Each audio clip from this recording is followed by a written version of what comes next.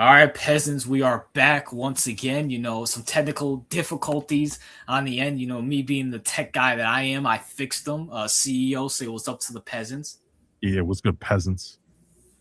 We have a special guest, the NBA expert, the DEI hire that me and CEO have. You know what I'm saying? Brandon. Brandon, say what's up to the people. They're treating me like a tax write off. What's good, but what's good, you guys? Yeah, you are, Brandon. Brandon, this is good news. Me and CEO, we've been tagged for was it Zionism, and now we have you on, so therefore we can say whatever we want, right, CEO? Mm. Thanks. You know what I'm saying? I just realized now with these in, I can go up in my kitchen and actually cook food without you fags not knowing. It's fucking great. Anyways, speaking of that, let's get into it, man. LeBron James to the Philadelphia 76ers, and this impacts all of us. Me and Brandon being Knicks fans, CEO being a Celtics fan. It's right in the East. Let's go first. CEO, your thoughts.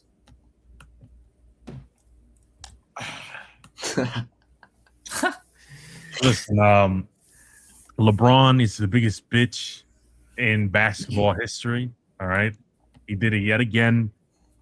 This dude, I mean, this absolute clown decided that instead of going back to his home place, his birthplace of Cleveland, instead of reliving his time in Miami, no, this clown decides, no, let me go to Philly where all the attention is, all the spotlight with the whole Jaylen Brown thing. Let me go there with Embiid and Maxey and Edgecombe. Like LeBron is such a fucking embarrassment. Like I mean, seriously, like he has no shame.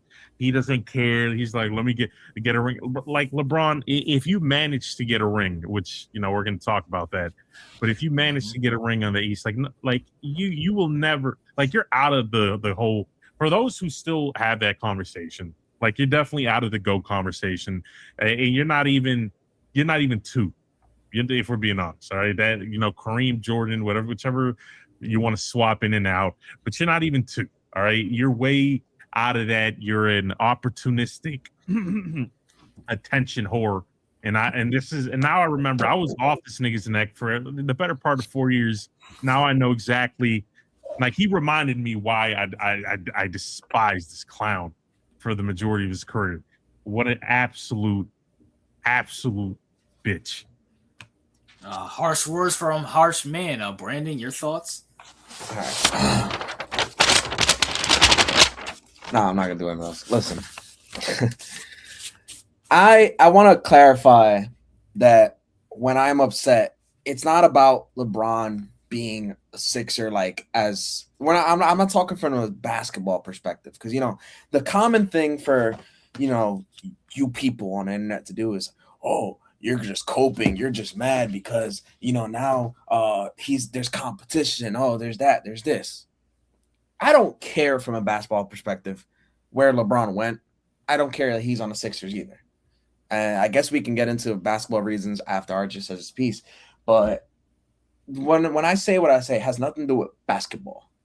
But LeBron, fuck you, LeBron. Like, you going to the Sixers, it annoys the hell out of me. It pisses me off so much.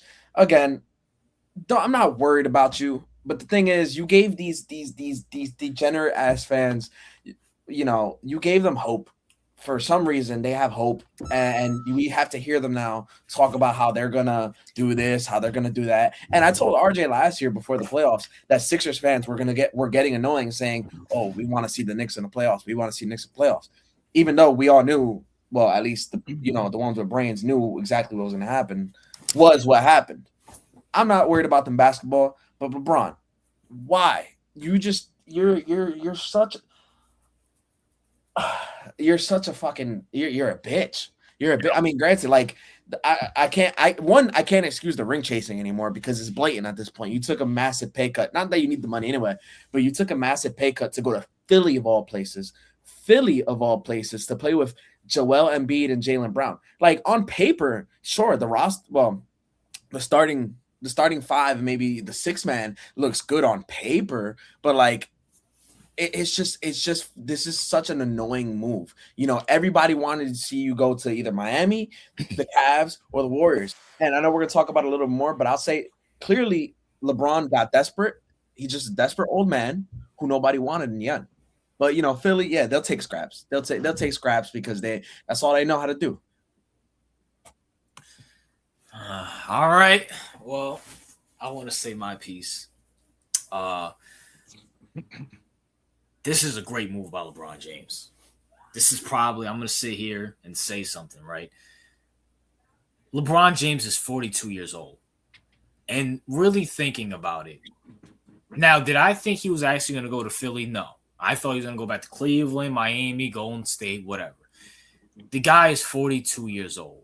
He does need all the help at this point. For a guy who's carried not only a fucking multiple franchises, he's carried the whole league on his back. At some point, you do need help. And we're going to talk about the Sixers' chances and whatnot. We're just talking about specifically LeBron James. This is a great move because, listen, in Miami, I mean, you have Bam and Giannis, but I mean, that's not really the same month. You go to Golden State, I mean, you got Curry. I guess Jimmy Butler, I guess. If he comes off that torn ACL, Draymond's, whatever. And then if you go to Cleveland, obviously you have Mitchell, but then who else? Mobley, Jared, maybe James Harden. Listen, I have no problem with LeBron James going to this move. He's 42. And honestly, I expect this. Like, it was kind of foolish for me to, I mean, I'm not saying that I didn't expect him to go to the Sixers, but I'm not shocked. He made the big three in Miami. He waited for Cleveland to get Kevin Love and draft Kyrie. And he made the fucking Lakers trade Lonzo and all them boys to get fucking AD. So this should not – and then he got Luka afterwards. This should not shock anybody. This is a good move by LeBron if he wants to win. And clearly he wants to win because he took a 2-year, $8 million contract with a player option. You're right. Now with – go ahead. I was gonna say you're right. You're right from the perspective that, you know, like if we're talking just straight up, like if you want to win and stuff like that, you can see the vision exactly why he did what he did. Like, I guess, like I said, for me, what pisses me off is it's just annoyance. Not really, like I said, basketball's a little bit different, but it's like, dude, really? I mean, Philly right now, look at the depth on the roster. They're outside of starting five. It's straight poo-poo. Like, that's the other problem with it too. And I'm going to keep it real with you. I'm going to just keep it all the way with you.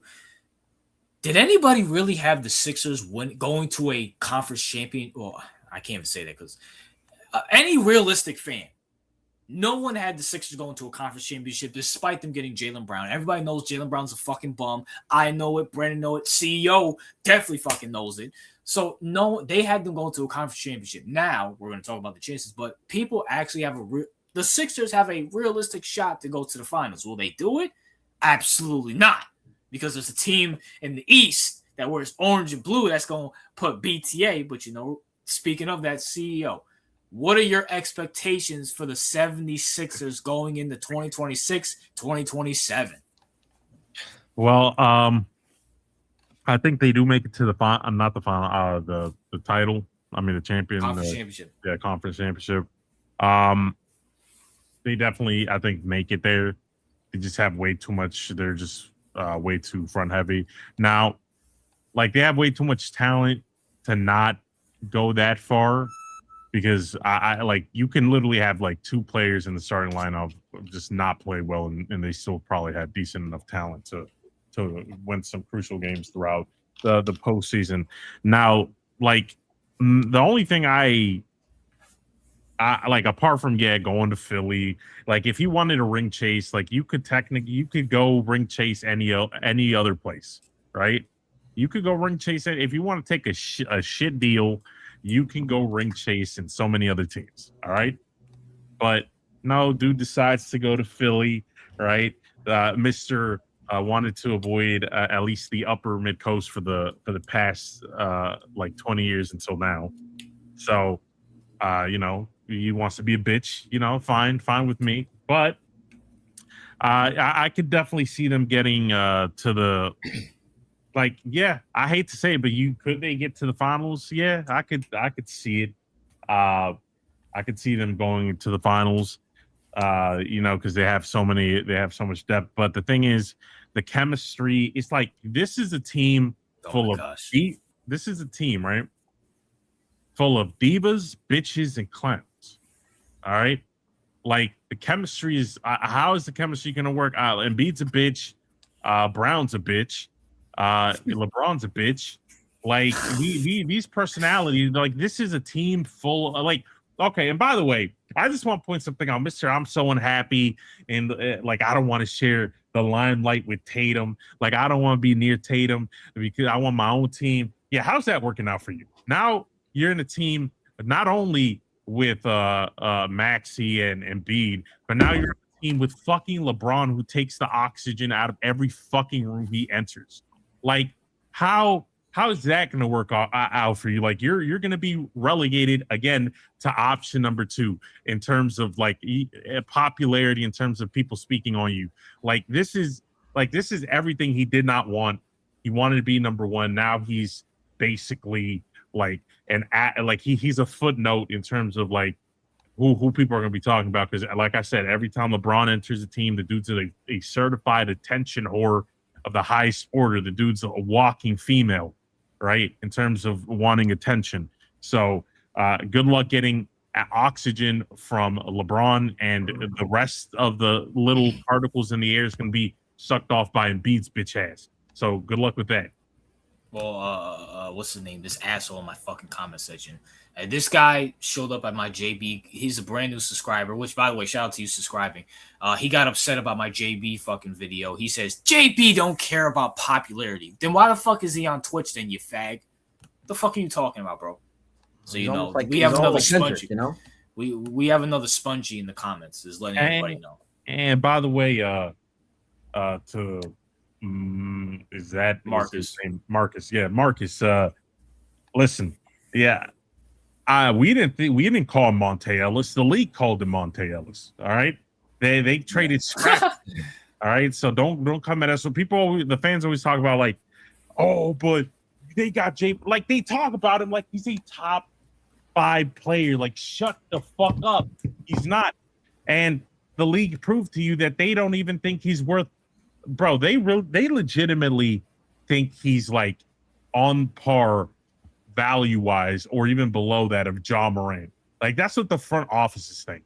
And yet the league wants to talk, the fans want to like hype this nigga up. Like I can't believe a dude that gets bounced in round 1 by the likes of Joel Embiid is his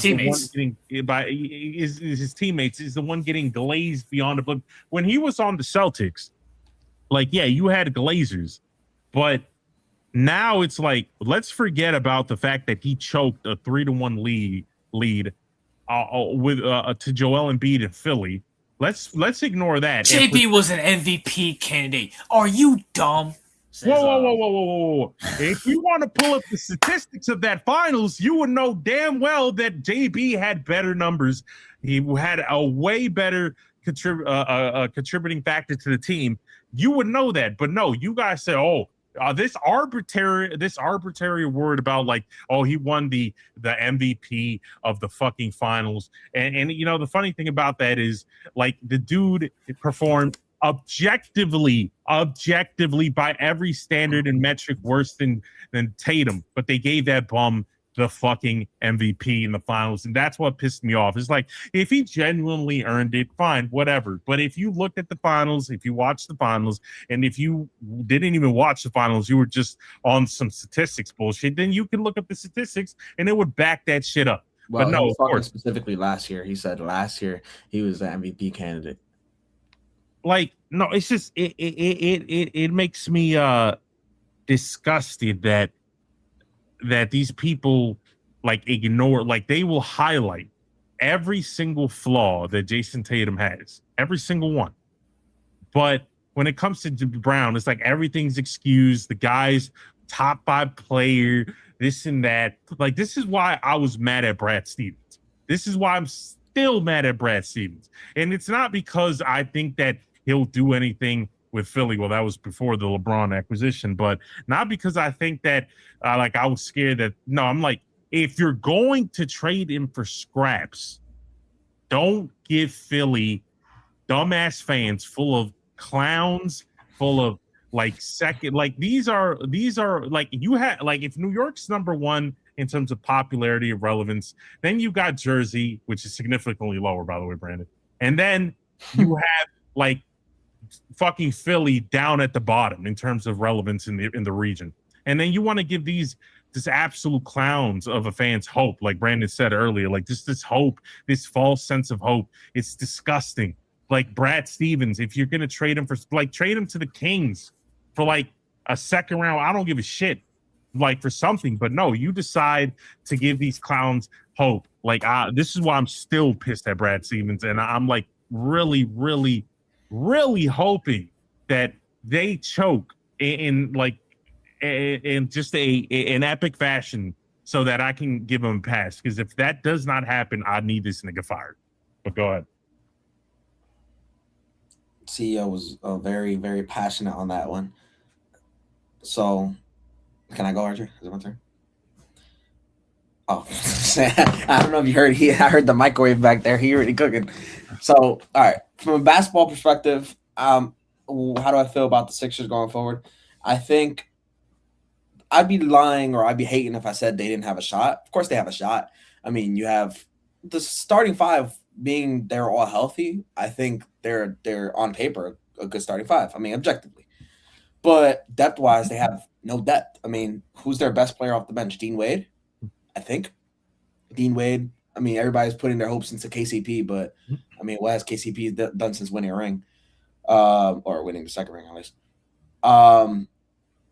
This team, like, I can't see them going to a conference final unless the Knicks are just completely fucking done. And I say that because, like, thinking about the standings, how it worked math wise, you know, either we would be one of the top seeds or they'd be one of the top seeds, depending, like, if there's a gap between the standings, we're going to see them likely in the second round. And even if we didn't see them in the second round, I think they're second round exits either way. Like I said, they don't have the depth to go forward. This team themselves, they get hurt. I mean, Jaylen Brown, and I've been hearing, now granted, I've been hearing from Celtics fans, but you know, Sixers fans might jump on that bandwagon too, saying, "Oh, well, Jaylen Brown enters the playoffs hurt. You know, the meniscus this, the meniscus that." Maxi's a small guard who also gets hurt at times. Embiid, I mean, there's not much I have to say about Embiid. Braun's been hurt like the last 4 years. He gets hurt. You know, he's getting to that age where it's just natural. If you don't have a bench behind them, these guys aren't going to go far. I mean, speaking as a Knicks fan, I've already seen it with the injuries. If you don't have a bench, even though we did have a bench and it wasn't being used, if you don't have a bench, the injuries are going to pile up. They just won't get that far, and it's specifically from a logistical standpoint. And I'm responding to the comment said, "Oh, we're building a bench right now." How? What do you can't? There's no money. Yeah, LeBron took a pay cut for a reason. There's no money. There's what are you gonna get? You're gonna trade picks for who? You're not gonna get anything. You're at a point where you're not getting anything. The pickings are slim, even for us, even for the Knicks. Pickings are very slim right now. But then you also have like the factor of, you know, there's too many mouths to feed. Who's your closer? I mean, I've heard from Sixers fans already saying, "Oh, well, JB can close it." Oh, well, and you know, Braun. Yeah, good luck with that. You know, when the foursome left and you give it to Braun, who, I mean, Braun could be your closer, but Braun also wasn't doing much last year. Yeah, you played the bum ass Rockets, who we all kind of predicted that they were gonna disappoint. They disappointed a lot more than we predicted, but.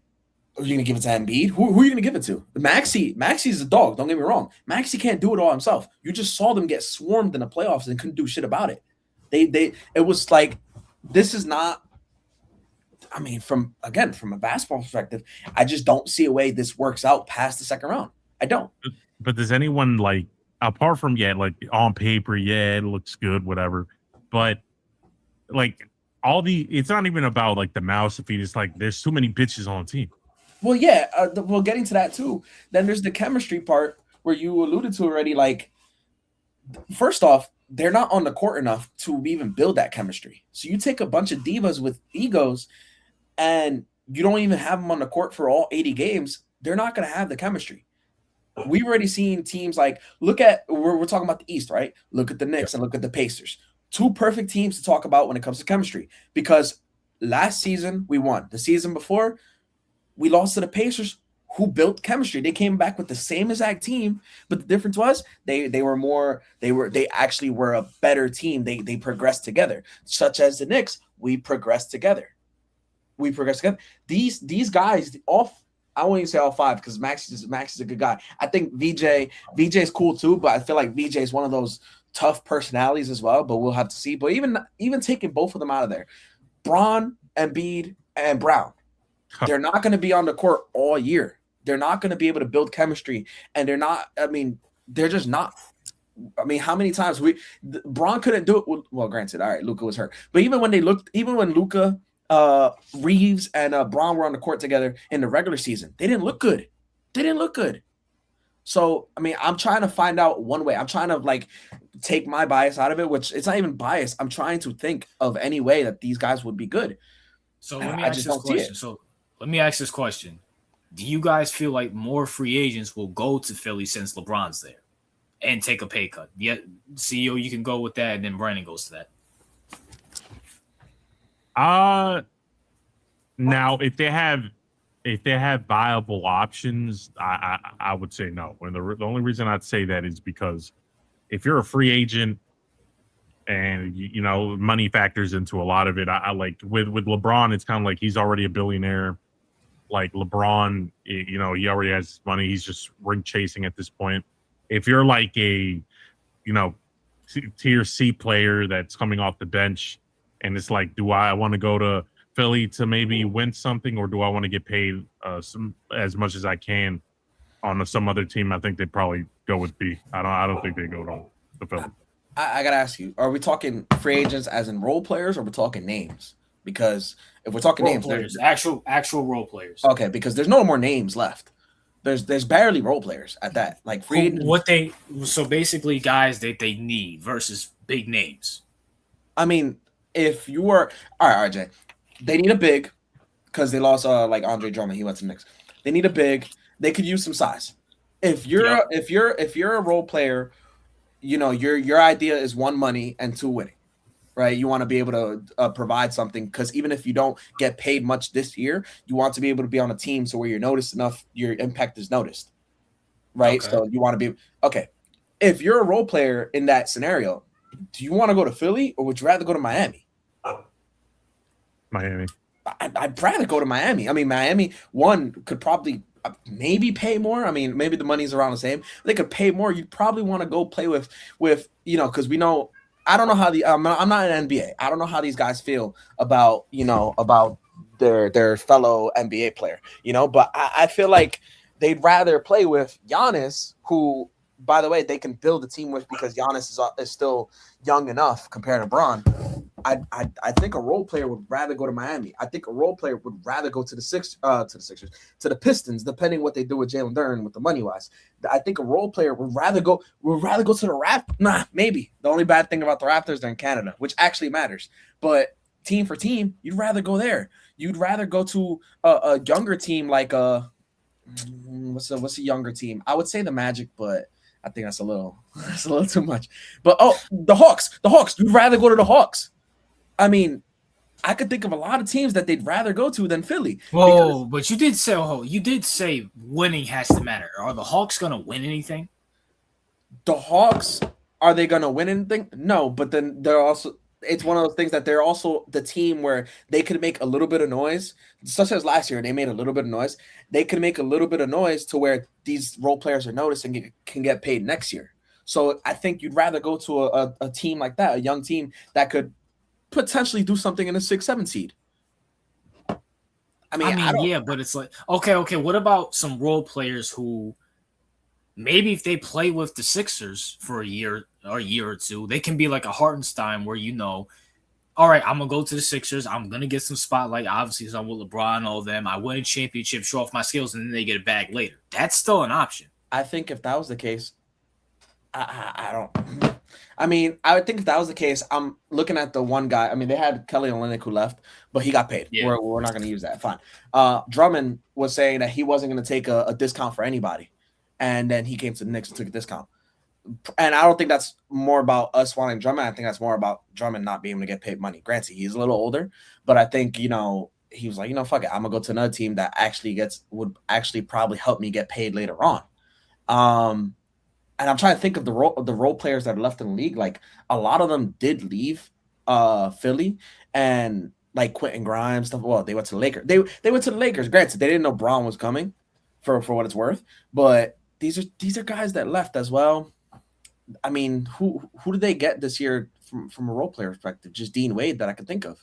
I'm not going to count KCP because KCP, again, hasn't really done much since 2023, 22, somewhere on there.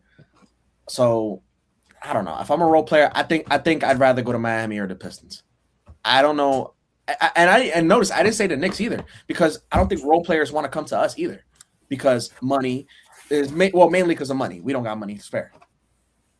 Yeah. Matter of fact, their top target right now is Ben Simmons. Thank you for which mentioning is beyond crazy. That's fucking so fucking retarded. All right, let me give my perspective. All right. I want to sit here and say this. The Sixers will not get past the second round this year. They will not make the conference championship. They won't do shit. Listen, CEO and Brandon got the, they got the obvious takes out the way. You know what I'm saying? I'm going to give the main take. Let's just say,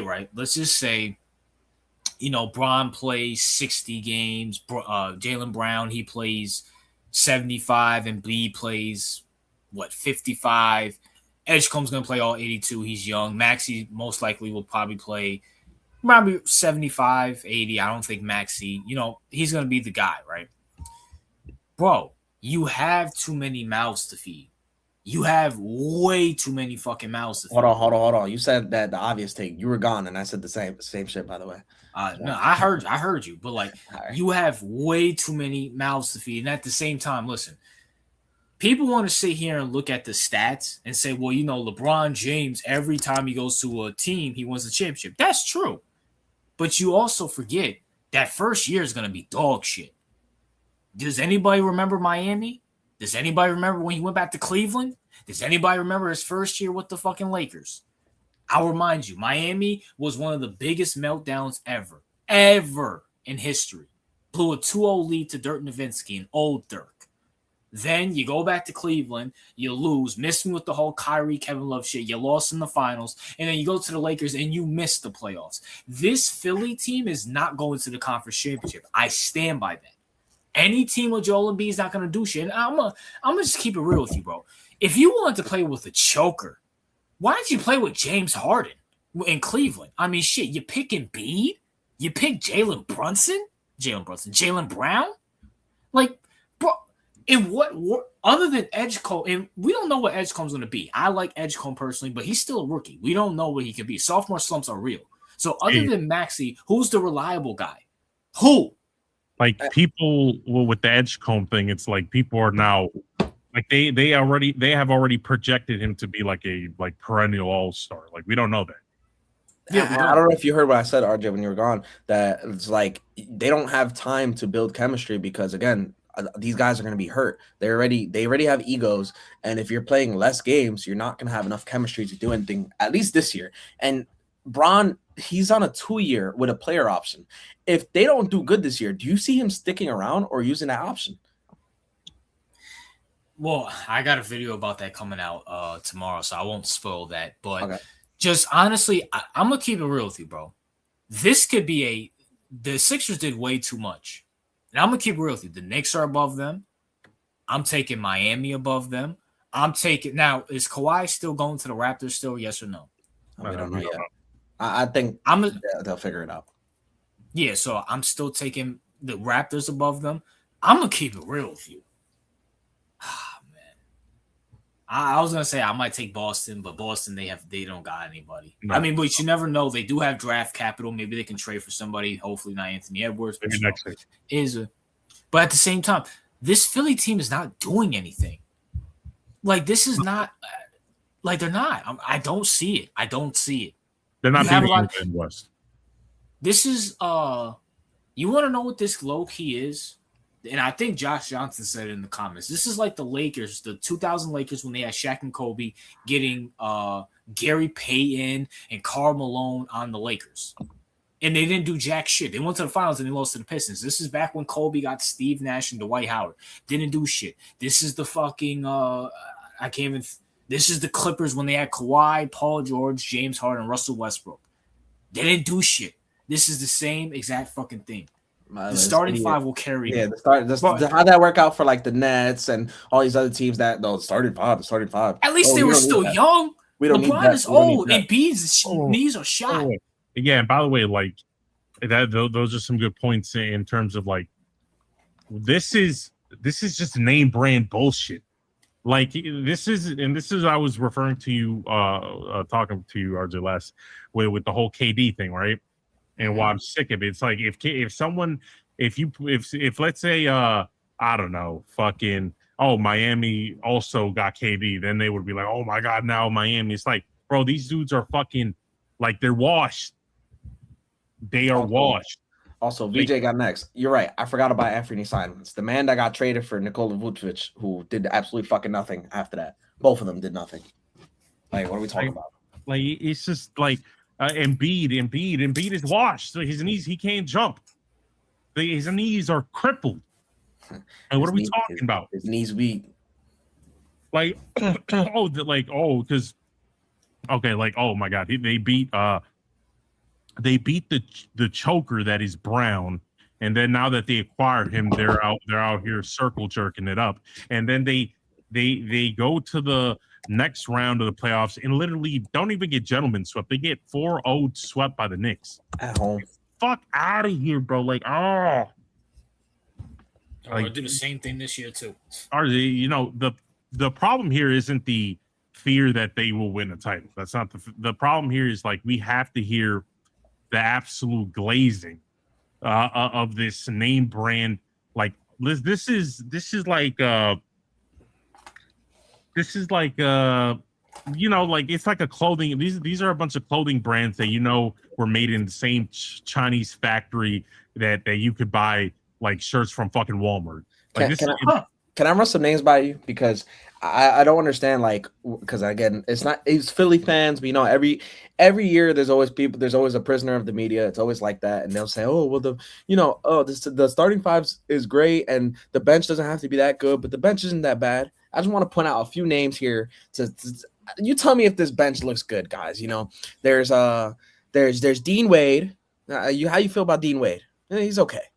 Anthony Simons, right? Okay, whatever. Okay. Adem Bona, Dominic Barlow, Ari Hukporty. Who else is on here? Some Jabari Walker, Trent Wofford.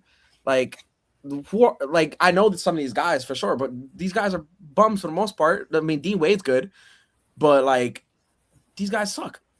What are you talking about? They don't have Bona, good defender, the same guy who was getting cooked by our bigs, who we didn't even have bigs like that besides the Cat, obviously, but Cat was always gone because of fucking flopping ass Embiid. These guys are trash for a bench, at least. If they were your 10th man or something like that, cool. These are you're putting your hopes and dreams on these guys who, when Bron sits out for about 30 games or Embiid sits out for about 50 games, which will happen, or when Jaylen Brown will probably play, but if he's hurt like everybody always claims he is every year, he's gonna need a little bit of a minutes restriction. Who's gonna take over? You have nobody, and there's nobody else to get. And I say that because I've been looking at free agency the last 3 years. Me and RJ will go on the phone and look at free agency. Free agency's been mad thin over the last few years outside of the big names. There's not much to go forward. I'm just trying to figure out, right? For some reason, people have it's beyond KCP, crazy. Oh yeah, KCP. Yeah, well, I know you say you weren't counting him, so that's why I left him. But it's okay. You're relying on Dean Wade, KCP, and Simons. On Ari Hukporty, we know about him, RJ. The other players sound like generated 2K players when you start with franchise mode. That's what they fucking sound like, bro. Bro said Wofford is underrated. Well, he would have to be rated first before he could be underrated. So fuck out of here. Who the fuck is Wofford? That's Trent exactly. Wofford. You don't know Trent Wofford? You're such a casual, RJ. You would have to be on the radar to even be considered underrated. Dude's not even on the radar. And also, I know Nick Nurse championship caliber. Everybody else says that. I know some people are on him, and RJ knows how I feel about Nick Nurse. But I've already seen Nick Nurse for how long he's been Sixer already? Like 4 years. And I mean, the bench hasn't been great since he's been there, and that's not fully his fault because when they had Daryl Morey, he was a shit GM. I'll give him that. But he wasn't able to elevate anybody. Nobody was able to be elevated by Nick Nurse, and as a Sixer. Who's he going to elevate this time? Nobody. There's nobody there. I'm trying to think. Also, you got LeBron James on your team. You know for a fact Nick Nurse is going to get fired eventually. Oh my God, Nick Nurse. I mean, other than Eric Spoelstra, he's got every coach from every team fired. This is Philly, one of the most dysfunctional teams ever. Oh, LeBron, you don't like Nick Nurse? We're gonna fire him and bring in some other bum. Steve Nash, probably, because him and Steve Nash have a podcast on YouTube. RJ, you wanna be a coach in the future? Just be a podcast partner with LeBron. It'll happen eventually. Yeah. Like this, and I think what Philly's doing, like if it does not result in a title, is fundamentally just retarded.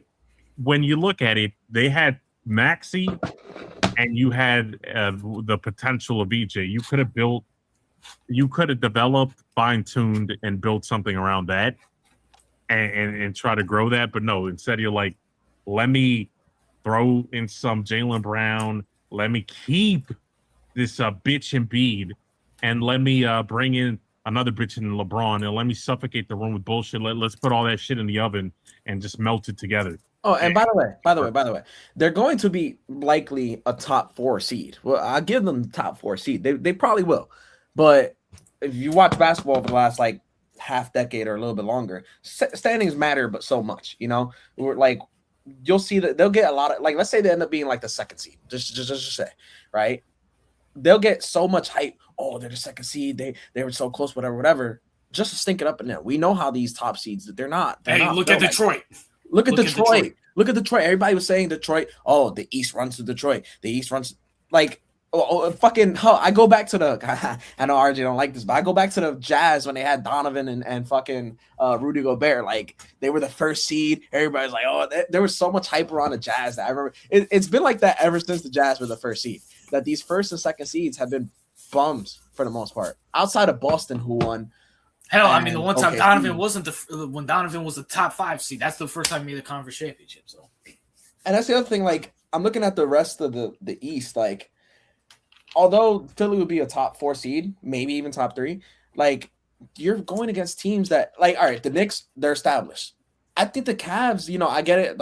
I get it. Harden, but they made a conference final. Can they? Do I have them doing it again? No, but they can. They probably won't go farther than that because they have James Harden on their team. But the Raptors with Kawhi. They're more Raptors with Kawhi. Don't get me wrong. Like Kawhi.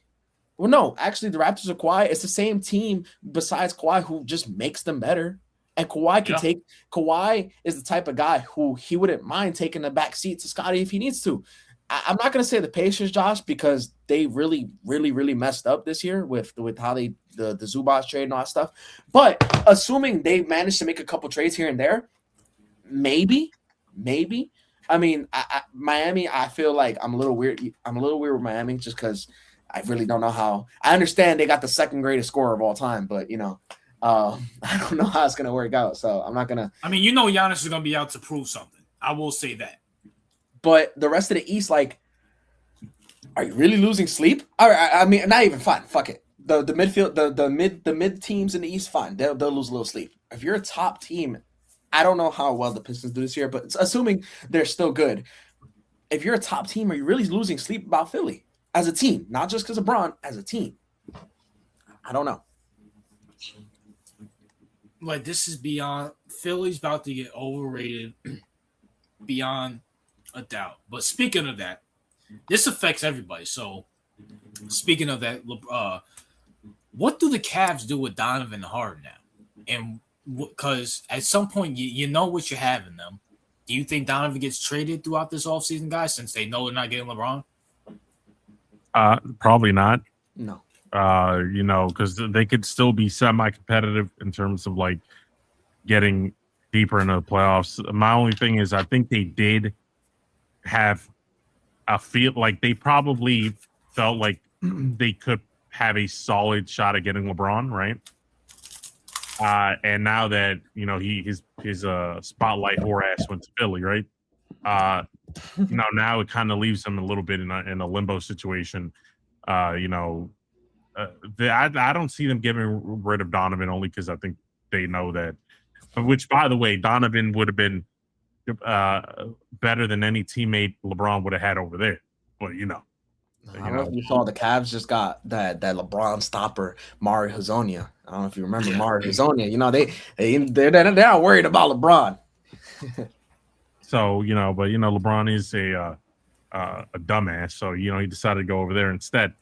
But I don't see them. They're going to keep him, Mitchell. I don't see them moving off him. Brand, I think it's gonna be what's the word I'm looking for? Contradictory. What I'm gonna say. As much as you know what you have in both Donovan, which at least Donovan, he did take a step up. Granted, he did take a step up and made the conference final. That's something Embiid still hasn't done, and I still don't see him doing. You can't argue destiny, guys. Destiny matters, and we know what Embiid is with the conference finals. He did just make a conference final, and I said the team is besides losing Dean Wade, they're the same team.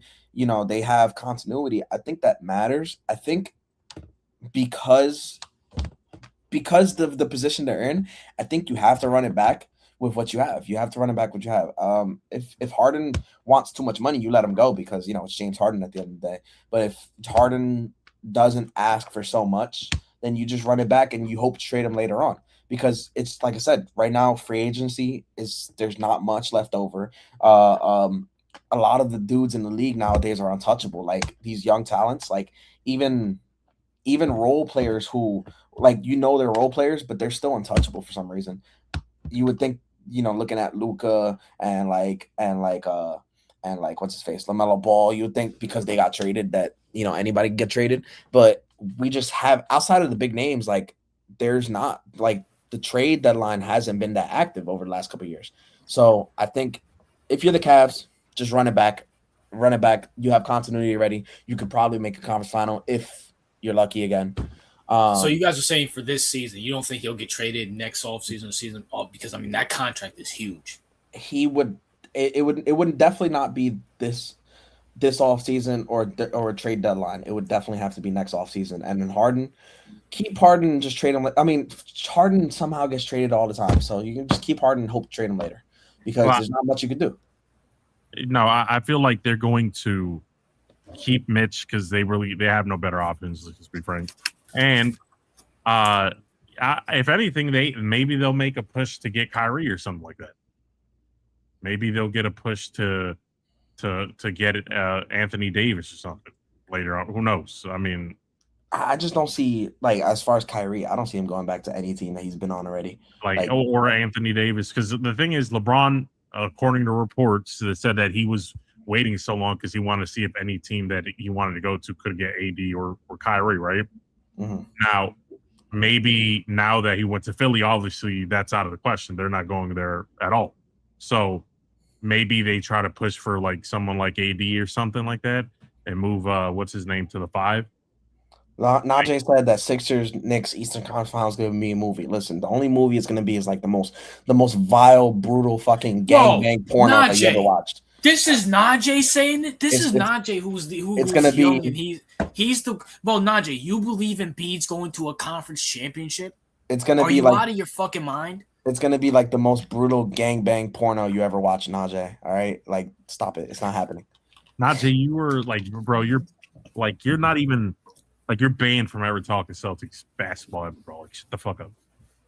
All right. The hype is just. It's the hype, but you can't blame people. It's LeBron, I guess. At the end of the day, how much do you read? And by the way, Lil Nate, the whole I just want to address this from earlier. The whole right. I told you this. Okay, you mean you told us exactly what 99% of the media said for the past 2 weeks before we talked about it? Is that what you told us? Come on, please. As if it was some like grand insight that LeBron could have possibly went to Philly. Get the fuck out of here, bro. I mean, yeah. Me personally, I didn't believe it, but it was on his board, I guess. So, you know what I'm saying. But with that being said, guys, I gotta throw something at you guys, right? The NBA opener. Now that Silver can make the fucking schedule now since LeBron chose his team. Do you guys so Brandon, correct me if I'm wrong. Is the NBA opener 1 game or 2 games? Last year it's 1 game because it was OKC Rockets, and then I think the next game was after that. Okay, so the next day. So I believe it's 1 game. If you're Adam Silver, which Brandon's he's closer to Adam Silver than me and CEO are, but if you're Adam Silver, right? And I'm gonna start off with CEO. Do you do Knicks and Spurs rematch of the finals? Knicks do their ring celebration at the Garden, or do you do LA versus Philly in LA? LeBron versus his old team with a Luka Doncic led team. CEO, go. Wow. Yeah, I would do the Sixers and the Lakers thing, just because from a viewership perspective, it's like a novelty thing, right? Where it's kind of like, oh, we want to see these new look Sixers, and how will Luka fare without LeBron? Like narratives, like the Knicks versus the Spurs thing. It's like we already know the Knicks like pretty much spanked the Spurs for the most part. Even if we lose to them, it really wouldn't make a difference. It wouldn't even make a difference. Like at least with the Lakers versus the whole Sixers thing, it's a novelty. People want to see it. People don't know the story behind that, how it will play out, how the Sixers will look. I think that's probably a better route. Brandon, correct me if I'm wrong, but the winning the championship team is always the opener. Or do they sometimes not do that? I think they are for the most part. All right, so taking the Knicks out of it because we won, so we would more than likely be the opener. Taking them out of it, and by the way, we're not facing the Spurs, we're not facing the Pistons, we're more than likely facing the Cavs. that's what's going to be the opener. You know why? Because the opener is just the whole hype of is our ring ceremony and the banners. I mean, they save all these games for post Halloween. They save this for or even Halloween, but they'll save it for Christmas and MLK Day and New Year's. I don't know, bro.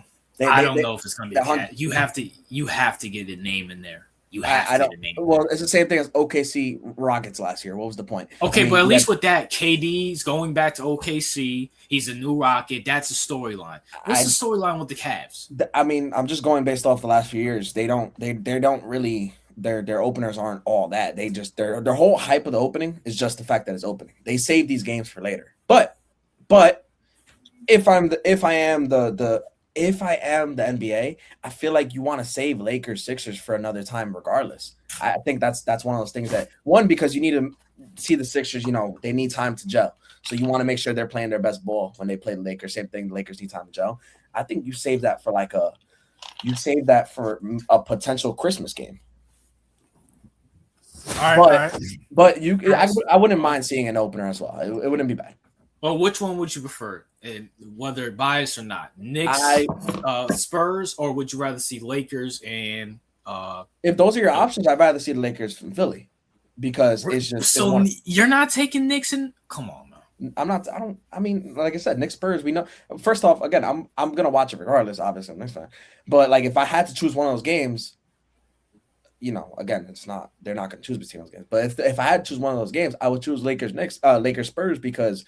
Lakers Sixers, fuck, I can't even say the names because of the storyline. That's really it. It's more interesting in this case. Like CEO said, we saw the Knicks Spurs. Even if the Spurs were to spank us on open night, doesn't matter. We beat them in the cup, the finals, and we beat them a couple times throughout the year. It was just the point. All right, so that leads me to my next point. Yeah, because I'm trying to think. I think all the teams have. All right, so let me throw this one, guys, out there. Okay. Knicks, Philly, ring ceremony, LeBron James going to New York. Do you guys feel like that could be an opener? Because I think we play Philly 4 or 5 times throughout the year. So this one will be, one of the big ones. Yeah, I think that'd be fine. I think that, You got the champions, and then you got the team everyone's going to be dick riding all season long. So it definitely good for television. So I could see It's that. Philly, New York. If you're asking me if I would like to see it, I would like to see it. I don't think it happens until later. I think again we're either facing the Cavs or the Celtics. That's what the openers tip. Yo, and if it's not those two, I'm telling you what it's likely going to be. I'm not saying what I want it. I'm saying what it's likely going to be. If I had my choice, I wanted the Pistons. But that's different. No way we're getting the Pistons, bro. Those would be the only three teams. It would be the Cavs or the Celtics, though. That the opener would be because also it's the ring ceremony. They try to give the champ a win, even though the champ sometimes doesn't win. They try to. It's not going to be the Sixers, and I mean I want to see that in not a holiday specifically, like maybe New Year's. That would be dope for New Year's. I mean, bro, we play the Sixers like 4 to 5 times, so like we don't want like. We do, but I'm also being realistic about how they make their schedules. They don't typically do that. Now they could change it because it's Braun. They could, but I just don't see it happening yet. I'm trying to look up the matchups throughout the years because like I don't because like throughout the years. Okay, here we go.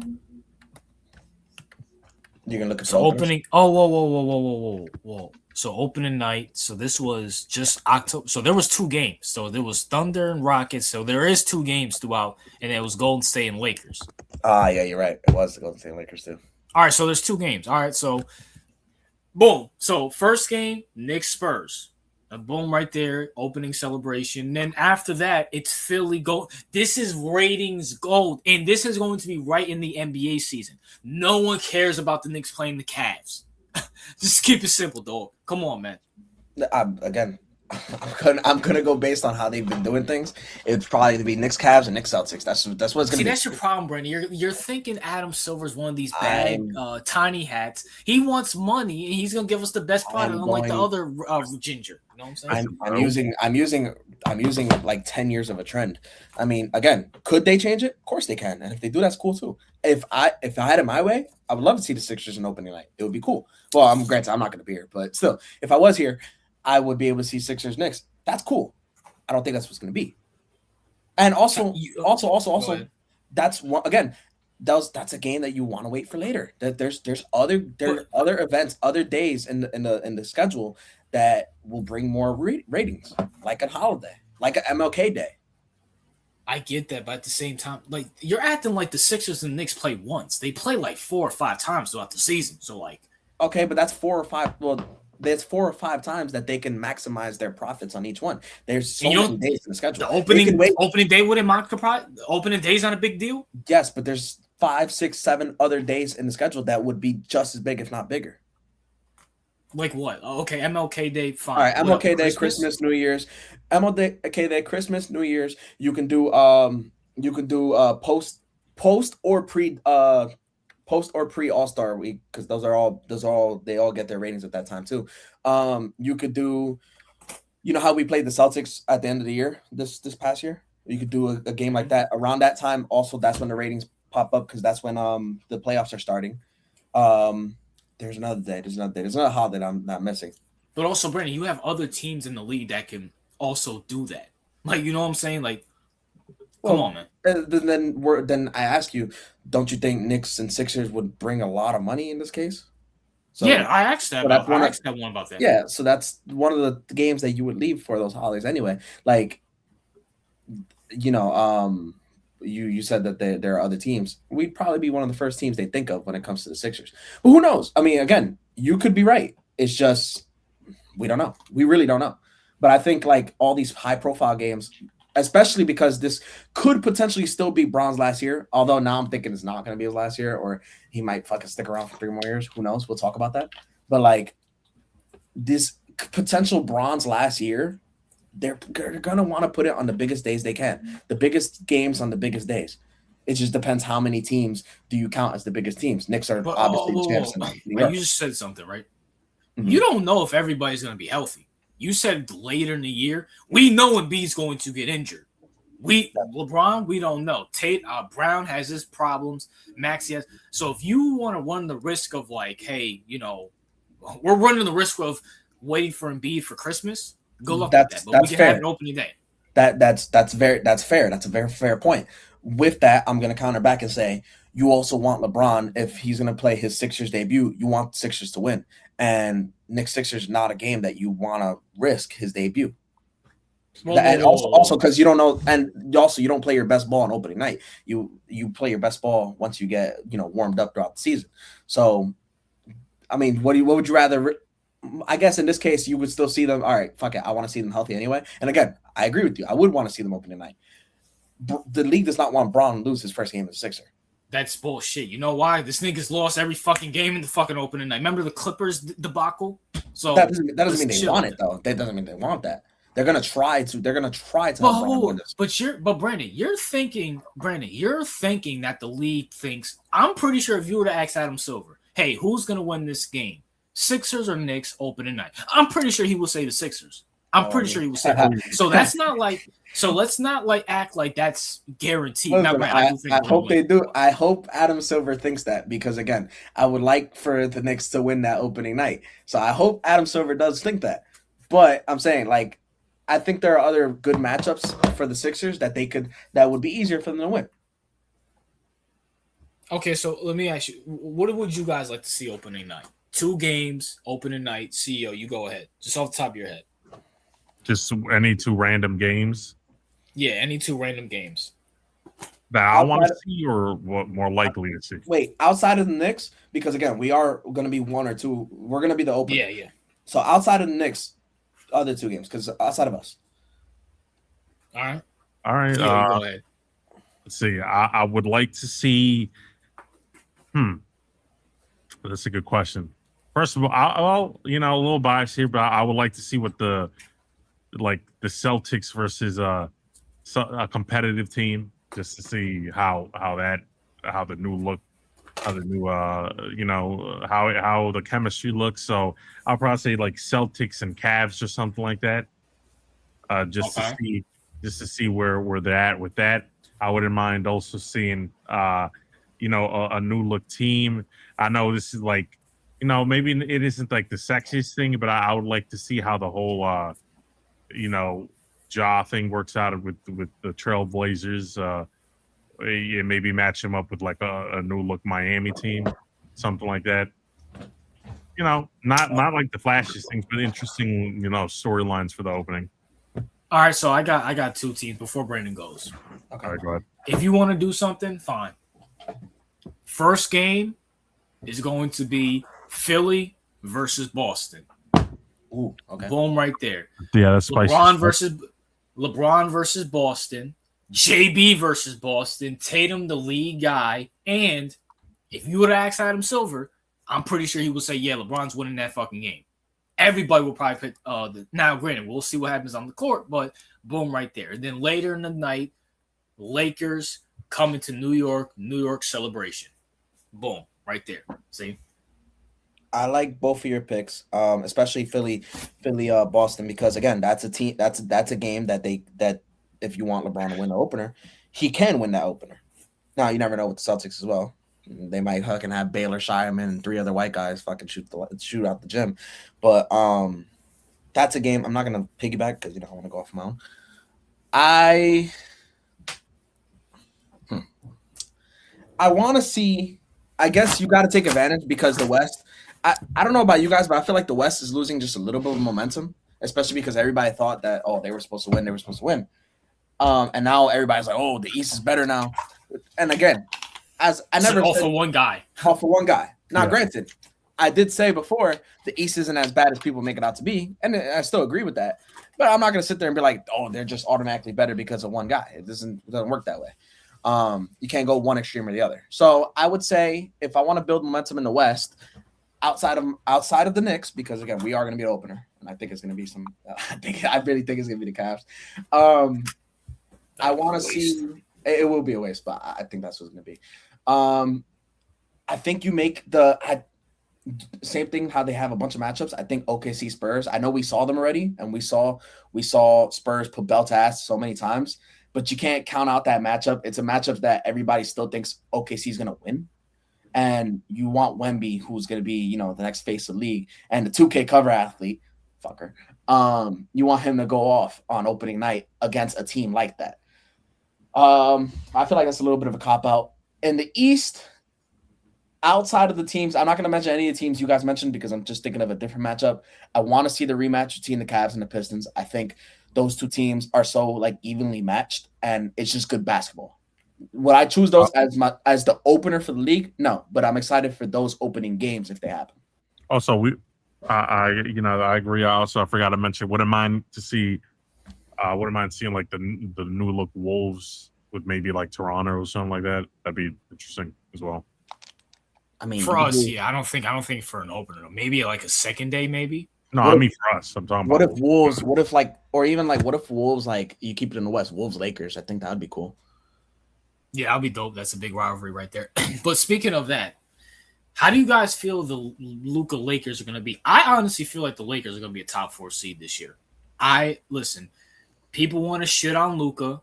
People want to sit here and say this, that, and the third. People want to fucking say, oh, LeBron left. Listen, this guy was just in the finals last time he led this team before he went with LeBron. The guy is 26 years old. I feel like he's going to be way motivated. This is his team now. This is his whole team. It's catered towards him. I feel like the Lakers are going to be better than what they were the last couple of years. CEO? I mean, I'm not saying I disagree, right? The only thing is I feel like Luka needs something else other than fucking Reeves. You know what I'm saying? Like, he needs something else.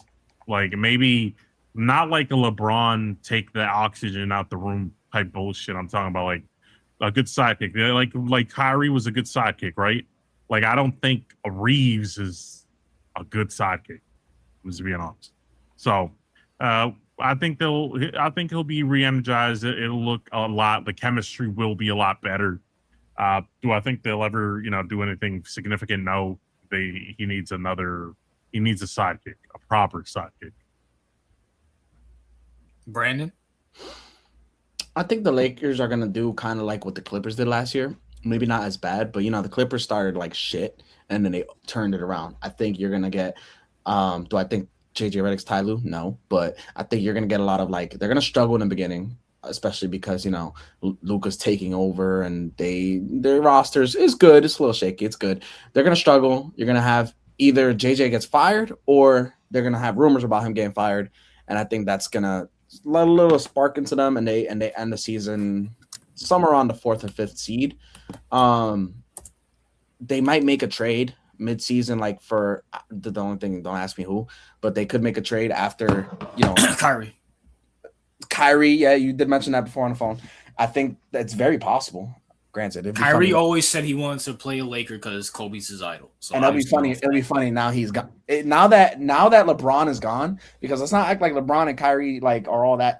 Obviously, I don't think they have beef like a lot of people think, but not act like they're all that close. We know they have history. Now that LeBron's gone, he's probably more comfortable with going. Remember, Kyrie was supposed to be a Laker 3 years ago. It was like everybody thought that shit was all said and done.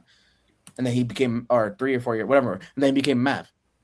When they traded KD in them, I remember. Yeah. So it's like, and now he could be a Laker. That's possible. And then they could turn up in the playoffs. It just really depends who they're playing. But I think they're going to struggle, start out, and then get hot. I feel like people forgotten how great Luka is. And, once again, that's the LeBron effect. And I honestly feel like the Lakers are going to go off. Luka has something to prove, people. Luka's still a top 5 player in the league right now to this day. You feel me?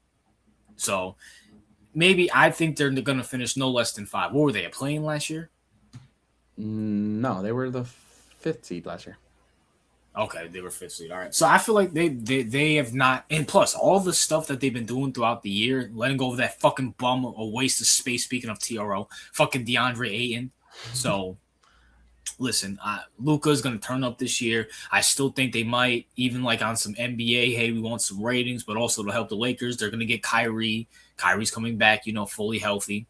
And, because once again, they're going to want to turn it all over to Cooper Flag, get the veteran up out of there, give him to the Lakers. Lakers give up whatever draft pick, whatever scrub they got on their fucking bench to circle to get fucking Cooper Flag his coffee. And that'll be it. You know what I'm saying? Can I ask you a question? Go ahead. Lakers make the conference finals. Let's just say they make the conference finals. Okay. And they lose in like 6. Does that damage LeBron's legacy a bit? What happens to the Sixers though? Okay, what the fuck's going on? Sixers out by the second round. Assuming that happens, they're out by the second round. Yes, absolutely. Yeah. If that's your scenario, yes. Or even if they lose in the conference final, let's just say. If you want to sit there and say, because that would tell you that there's this rumor out there that LeBron's anytime LeBron plays with a great player, the other great player has to diverse to LeBron. This will be the main factor. If Luka goes to a conference championship, we miss 2 years of prime Luka because LeBron wants to be a bitch to stay with the Lakers. Would this also kind of confirm our suspicions? Granted, we would never know, but would this kind of confirm the suspicions just a little bit that Luka was faking an injury? Absolutely, 100%. I mean, bro, if you're Luka, now you have to diverse to a 41-year-old who has his son on the fucking team and has his coach on the team, while you just led your team to a fucking finals. Yeah, I forgot about Bronny. I wonder where he's going now. I think the Celtics need some help. I mean, they could take Bronny. Yeah, would you want Bronny on the team, bro? Get the fuck out of here, bro. You guys could use another guard. Yeah. I mean, you never wanted a LeBron James on your team? Bro, Bronny, successor to Brunson. There you go, bro. Fuck out of here. We have Tyler Kolek. We just drafted another white point guard, and we got Deuce McBride. We're good. Yeah, we're good. We just won the championship. You guys are going into trouble. We're not in trouble. No, Brandon. Go ahead. I kind of will listen. See, if it makes it better, I'm gonna root for the Celtics just a little bit whenever they play the Sixers. Kind of like how I rooted for the Sixers last year against you guys, just a little bit. So don't worry about it. If it makes it better. Oh yeah, great. Now, Brandon, was this so? Remember the list that you sent me about the top 100 that Bleacher, was that a confirmed list? That is Bleacher Report's list. Okay, so we're gonna go over Bleacher Report's top 100 players throughout history. All right, I'm gonna start sharing my screen right now. I didn't even have to look for it because Bleacher Report posted it themselves last week. Oh shit! Okay, well, tell me. Let me find the article. Yeah, I didn't look for it. They posted that last week. So can you send the link in the chat and I'll just share my screen. I have to find it again, but I give you that. Let me find it real quick. Whoa, this is a hot take. Holy shit! Marcus says Cooper Flagg's the next Kyle Korver. Whew. I bet it's because they're both white. Next Kyle Korver. That's very disrespectful. Yeah, I don't remember Kyle Korver taking Duke to a Final 8. A lot of funny shit has been happening. I gotta go back and look because I sent RJ a lot of funny news about basketball specifically. You know what I'm saying? Shoot. You gonna send the article? Yeah, I'm just looking for it right now. You gotta give me a little time. That Brandon's definitely gonna be one of those old people that sounds like AI slop. I got it. I sent it. No, I don't say. I listen. I've been kind of. I know we're gonna talk about it later, but I've been kind of a little bit more anti-AI lately. And it's not just like the 2K cover, which is a big fucking problem for me. But there's like I even saw a post earlier. It was yesterday was UFC, and did you send it to me on Instagram? But I meant put it in the private chat so I could share it on the screen.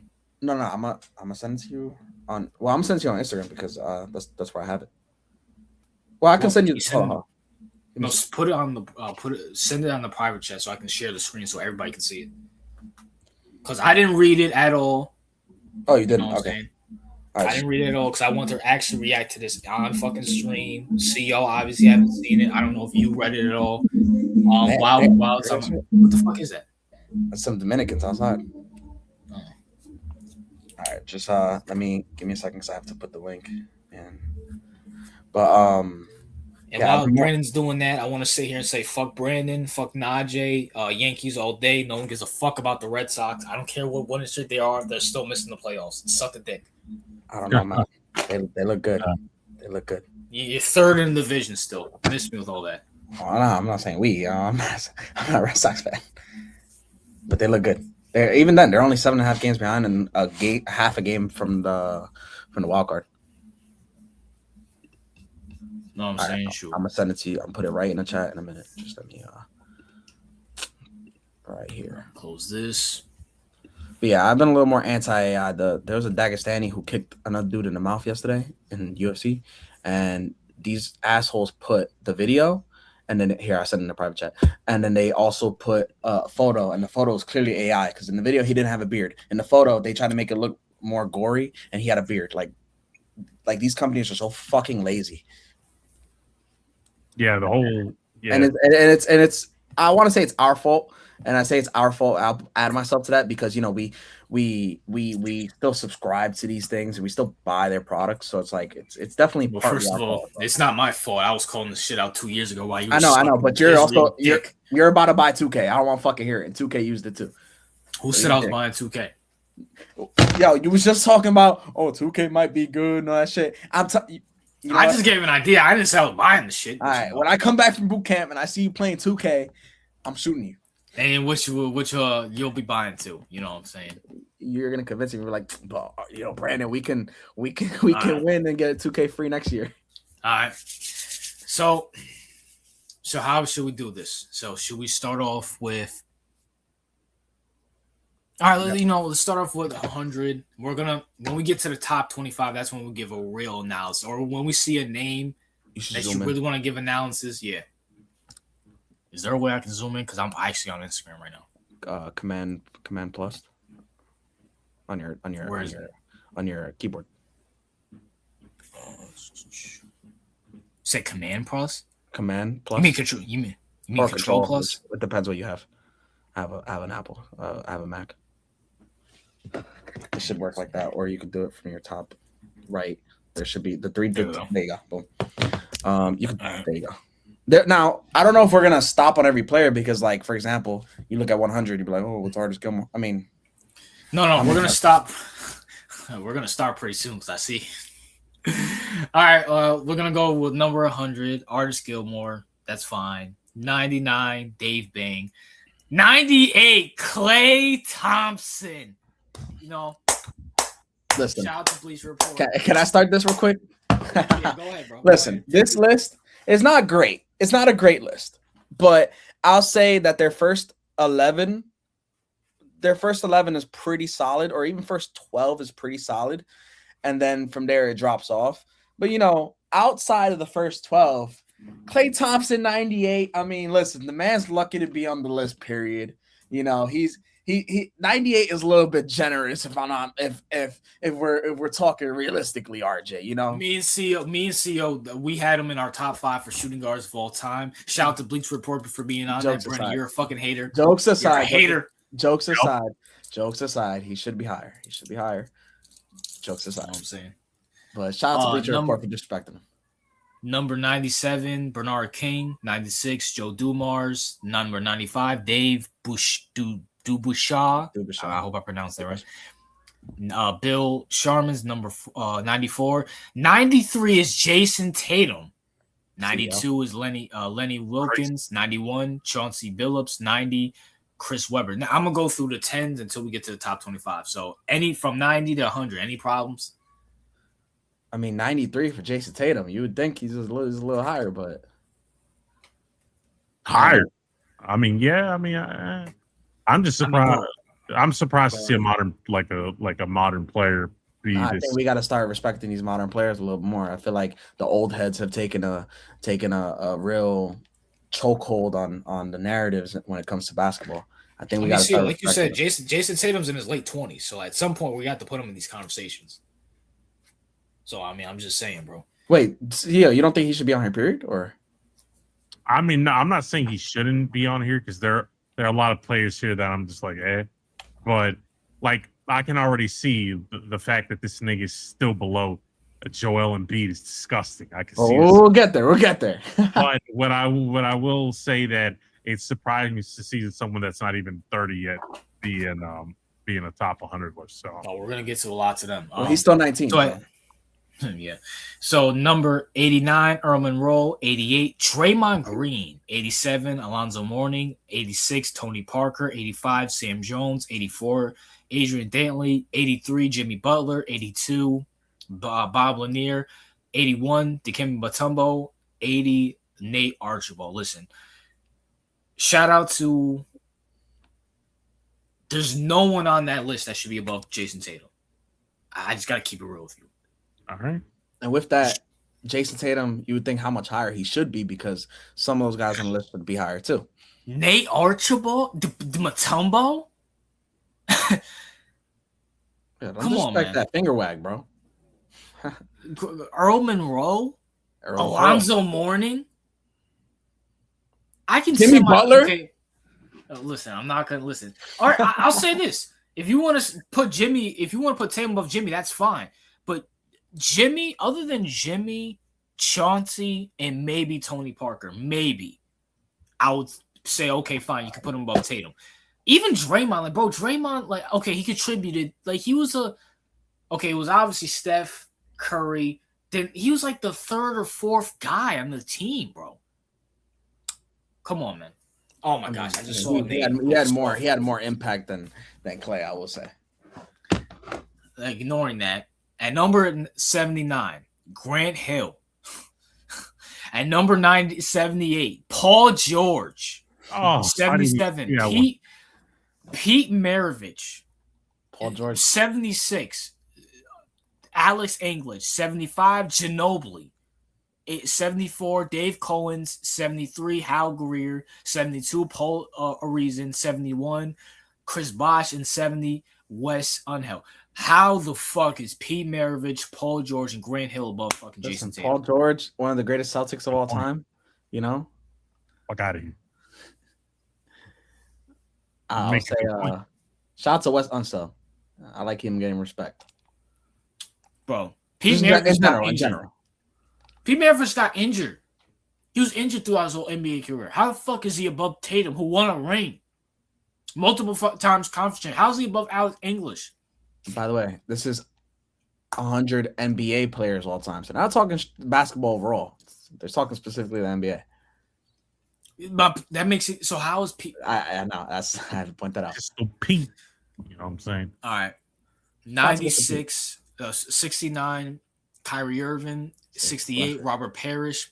67, Dennis Rodman. 66, Embiid. 65, Vince Carter. 64, Damian Lillard. Bruh, 63, what the fuck? I didn't James see that. Worthy.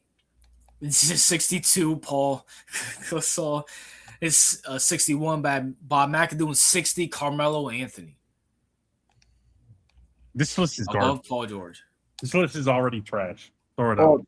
Joel Embiid is about almost 30 spots higher than Jason Tatum. How does that make you feel?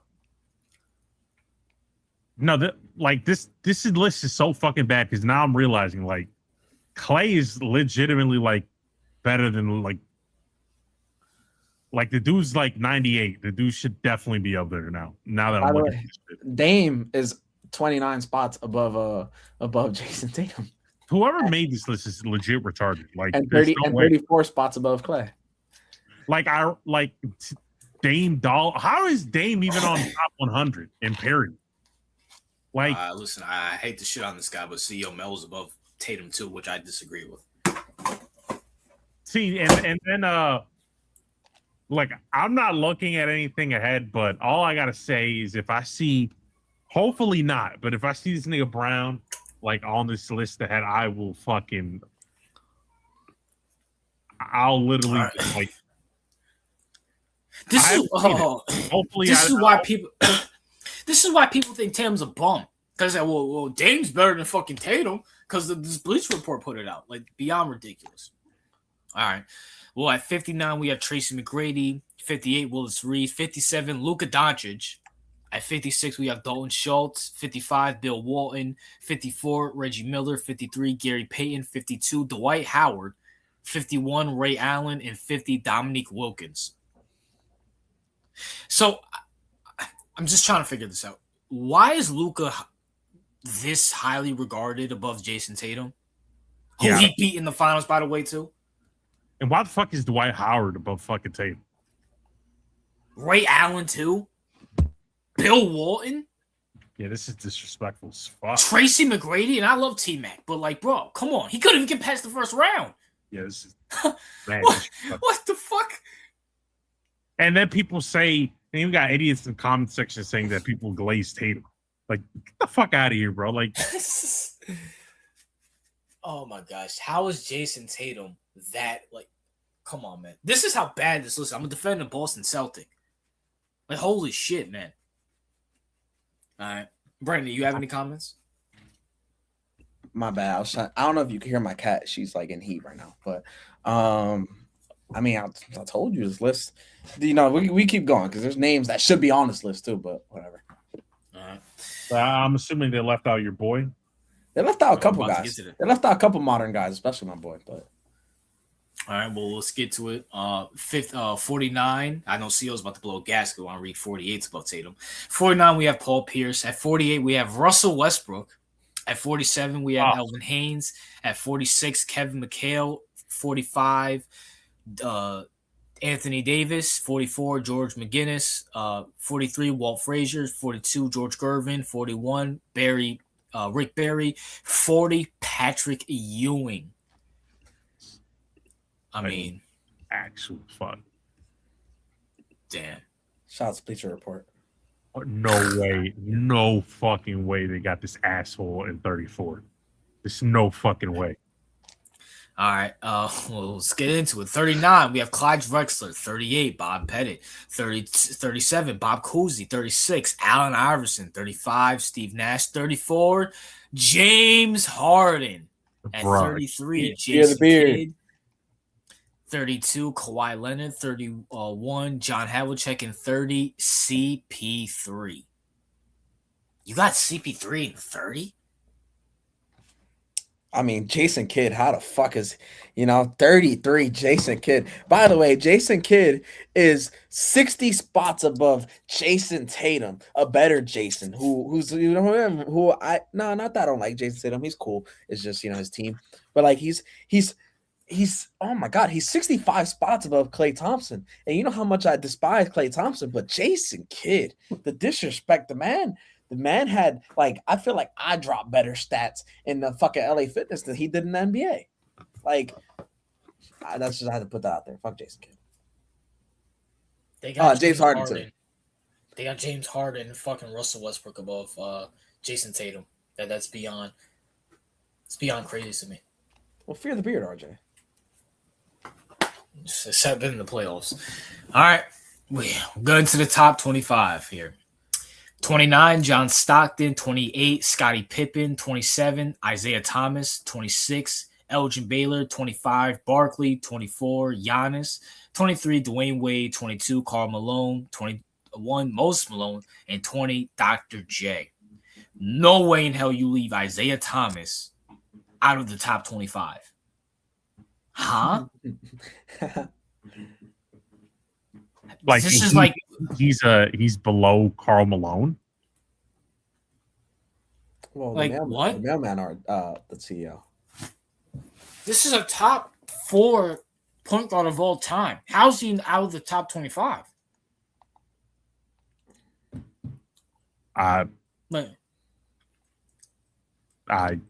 This list. It's Bleacher Report. Don't worry about it. They know what they're talking about. Go ahead. All right. At number 19, David Robinson. At number 18, Dirk. At number 17, Joker. Number 16, Garnett. Number 15, Jerry West. Number 14, Oscar Robinson. Number 13, Kevin Durant. Number 2, Hakeem Olajuwon. Number 12, Hakeem Olajuwon. Number 11, Kobe Bryant. And number 10, the chef, Steph. Look at Wardell Curry. Steph Curry. Now, 12, I will take 1 through 12. 1 through 12, I actually don't mind at all. But some people feel iffy about 11, Kobe being 11. Listen, I'm taking Isaiah Thomas above Kevin Durant. I don't give a fuck what Kevin Durant drops. Isaiah Thomas is a better leader. Isaiah Thomas actually proved that he can go to conference championships without having a super team. This lit is lit. This lit. This list is satanic, bro. And this to is keep it real, list. And how is Elijah one out of the top 10? This like guys, like just keep this in mind. People to this day, 40 years later, give shit to the Portland Trailblazers for passing on Jordan. No one gives any shit to the fucking Rockets for passing on Jordan. They took Elijah one. That's how great Elijah one is. You got him. All right. Let's go. I mean, 12's not completely egregious though. Like he could be higher for sure. It's not completely egregious. Well, at number 10, we have Steph. Number 9, Wilt. Number 8, Larry. 7, Tim Duncan. 6 is Shaq. 5 is Bill Russell. Magic is 4. Kareem is 3. LeBron James is number 2, and Michael Jordan's at 1. I feel like the only thing they got right is number 1. To be honest with you. Listen, bro. LeBron. Like I'm taking Kareem over LeBron. I'm taking Bill Russell over LeBron. Don't care if it was during Jim Crow. And you could put LeBron like at number 4. All right. Our disdain aside, I think 1 through 12 is fairly solid. Second best my fucking ass. Get out.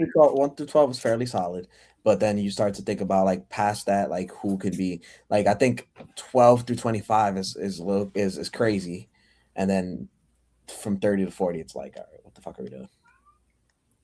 We might when we make our our NBA opener stream. Oh, Brandon won't be here. Well, me and CEO. CEO, I think we have an activity for the NBA opener. We're gonna redo this whole fucking list because what they're leaving out some modern guys, and I'm not just talking my guy. They're leaving out some modern guys who could be top 100. Like yeah, they left out Brunson, but they put Patrick Ewing in here for some reason. I don't know how. Same thing for SGA. You could put him up there too because you got. Oh yeah. You forget SGA. Who else is out there we can think of? SGA, Brunson. I'm drawing a couple more. Jaylen Brown. Jaylen Brown should be on his own top. No. No. Well, I mean, shit. With some of the guys. I'm trying. Who else is off this list? I can't even think of anybody else. They got me so angry that I really can't think right now. But point is, like that is.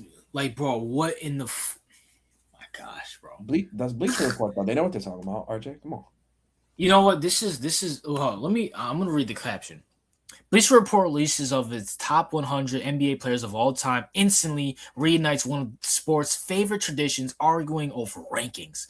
No matter how much research, accolades, championships, and statistics go in the process, a list of involving greatness will always spark debate because every era, role/style of play brings its own challenges and context. For some fans, seeing their favorite players ranked too low almost feels personal. For others, the list is a validation that their basketball opinions were right all along. One thing is for certain: if a top 100 list leaves everyone happy, it probably wasn't ambitious enough in the first place. This sounds like they're literally trying to fucking get the rage baited of like the little nigs and shit like that in the world. That's basically what they're fucking trying to do. That caption was clearly AI generated, by the way.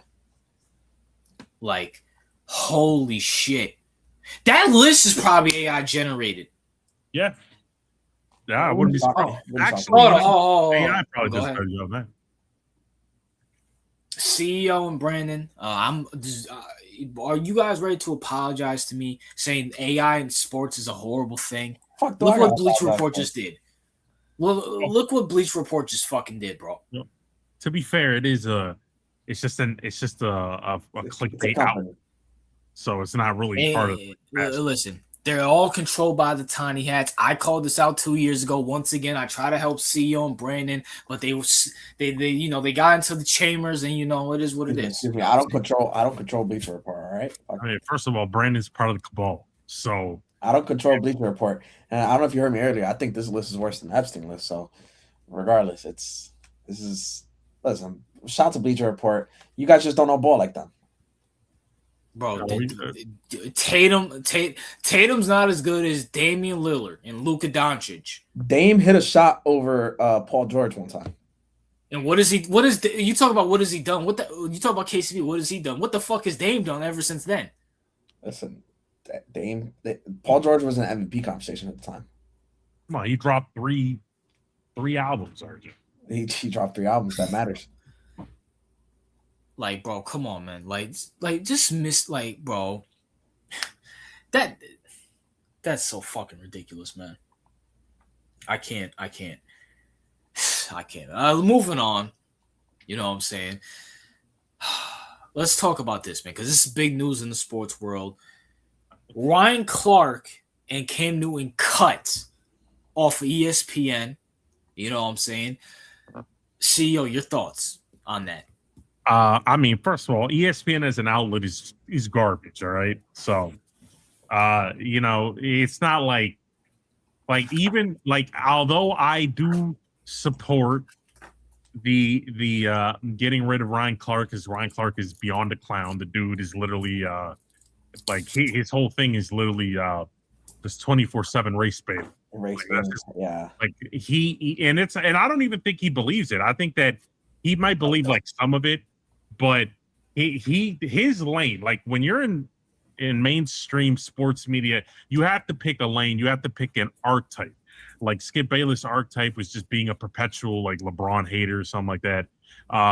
You know, Shannon's archetype was just being like this on Henny, overly black, but not like in the same, like kind of like in the Ryan Clark lane, but not that extreme. More the like ghetto version of it. Yeah, it was more like he's for the culture, but he's kind of like the cool hip uncle, kind of like that kind of, that was his archetype. You know, you had Acho's archetype was trying to pretend to be smart.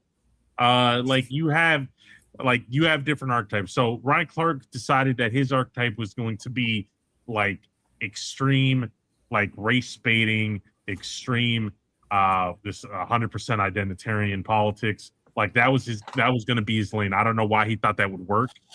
I don't know why he thought that was a good idea. He's the male Joy Taylor. Not even that, you know, he's like Jamel Hill. He's like the male Jamel Hill. Like he's like Jamel Hill picked that lane, and it's kind of like, let me be this. And it's like this obnoxious brand of sports commentary where it's like you can't talk about this person in a certain way because you know, their attributes are you know, too closely aligned with mine. You know, it's just horrible. It's horrible commentary. The fact that anyone thinks it's entertaining, like that kid, like I know there is like the same people that think Jaylen Brown is good are the same people that like Ryan Clark's podcast. All right, those are the type of people. Like, if anything, he should invite JB on to be like the co-host on the weekends or some shit like that when he goes solo. So, and for Cam Newton, not that Cam didn't like, I didn't hate Cam, but like his like, first of all, like his version of trying to get success was dressing like the biggest clown on earth. And bitching and moaning a lot. And bitching and moaning, like the whole fashion thing, like that was a deliberate attempt to get attention, because there's no way any man would dress like that unless it was to get attention. Now, you know, like he didn't really rub me the wrong way, but I didn't enjoy his commentary. I don't think he had anything really insightful to say. You know, so these two were just bad overall. The fact that ESPN had them for this long is actually a testament to how retarded the company is and why it shouldn't be around in the first place. Well, Ryan Clark's been around for like a decade. Cam came around, what, 23, 24? So almost actually, Cam has only been at ESPN for the last year. He's been around in the media but he's less than a year. He just played with the Panthers just a couple seasons ago. But go ahead, Brian. So I'll say this. When it comes to Ryan Clark, like everything CEO said, I agree with. He's a race baiter, all these things. I do think Ryan Clark, when it was focused on actual like football, he actually was pretty insightful. Like when he was actually talking about something about the game, he knew what he was talking about. But it got overshadowed by all the bullshit. And you could say part of it is ESPN. I think ESPN gave him a little too much freedom with that. with his personal stuff. I mean, you believe what you want, it doesn't matter. But you see him on social media arguing about it all the time, blah blah blah, and it started to leak into his personality on air, and well, not leak in, but it started to show. He started showing his colors, and he thought he could, get away with it like Stephen A. could, but he's not Stephen A.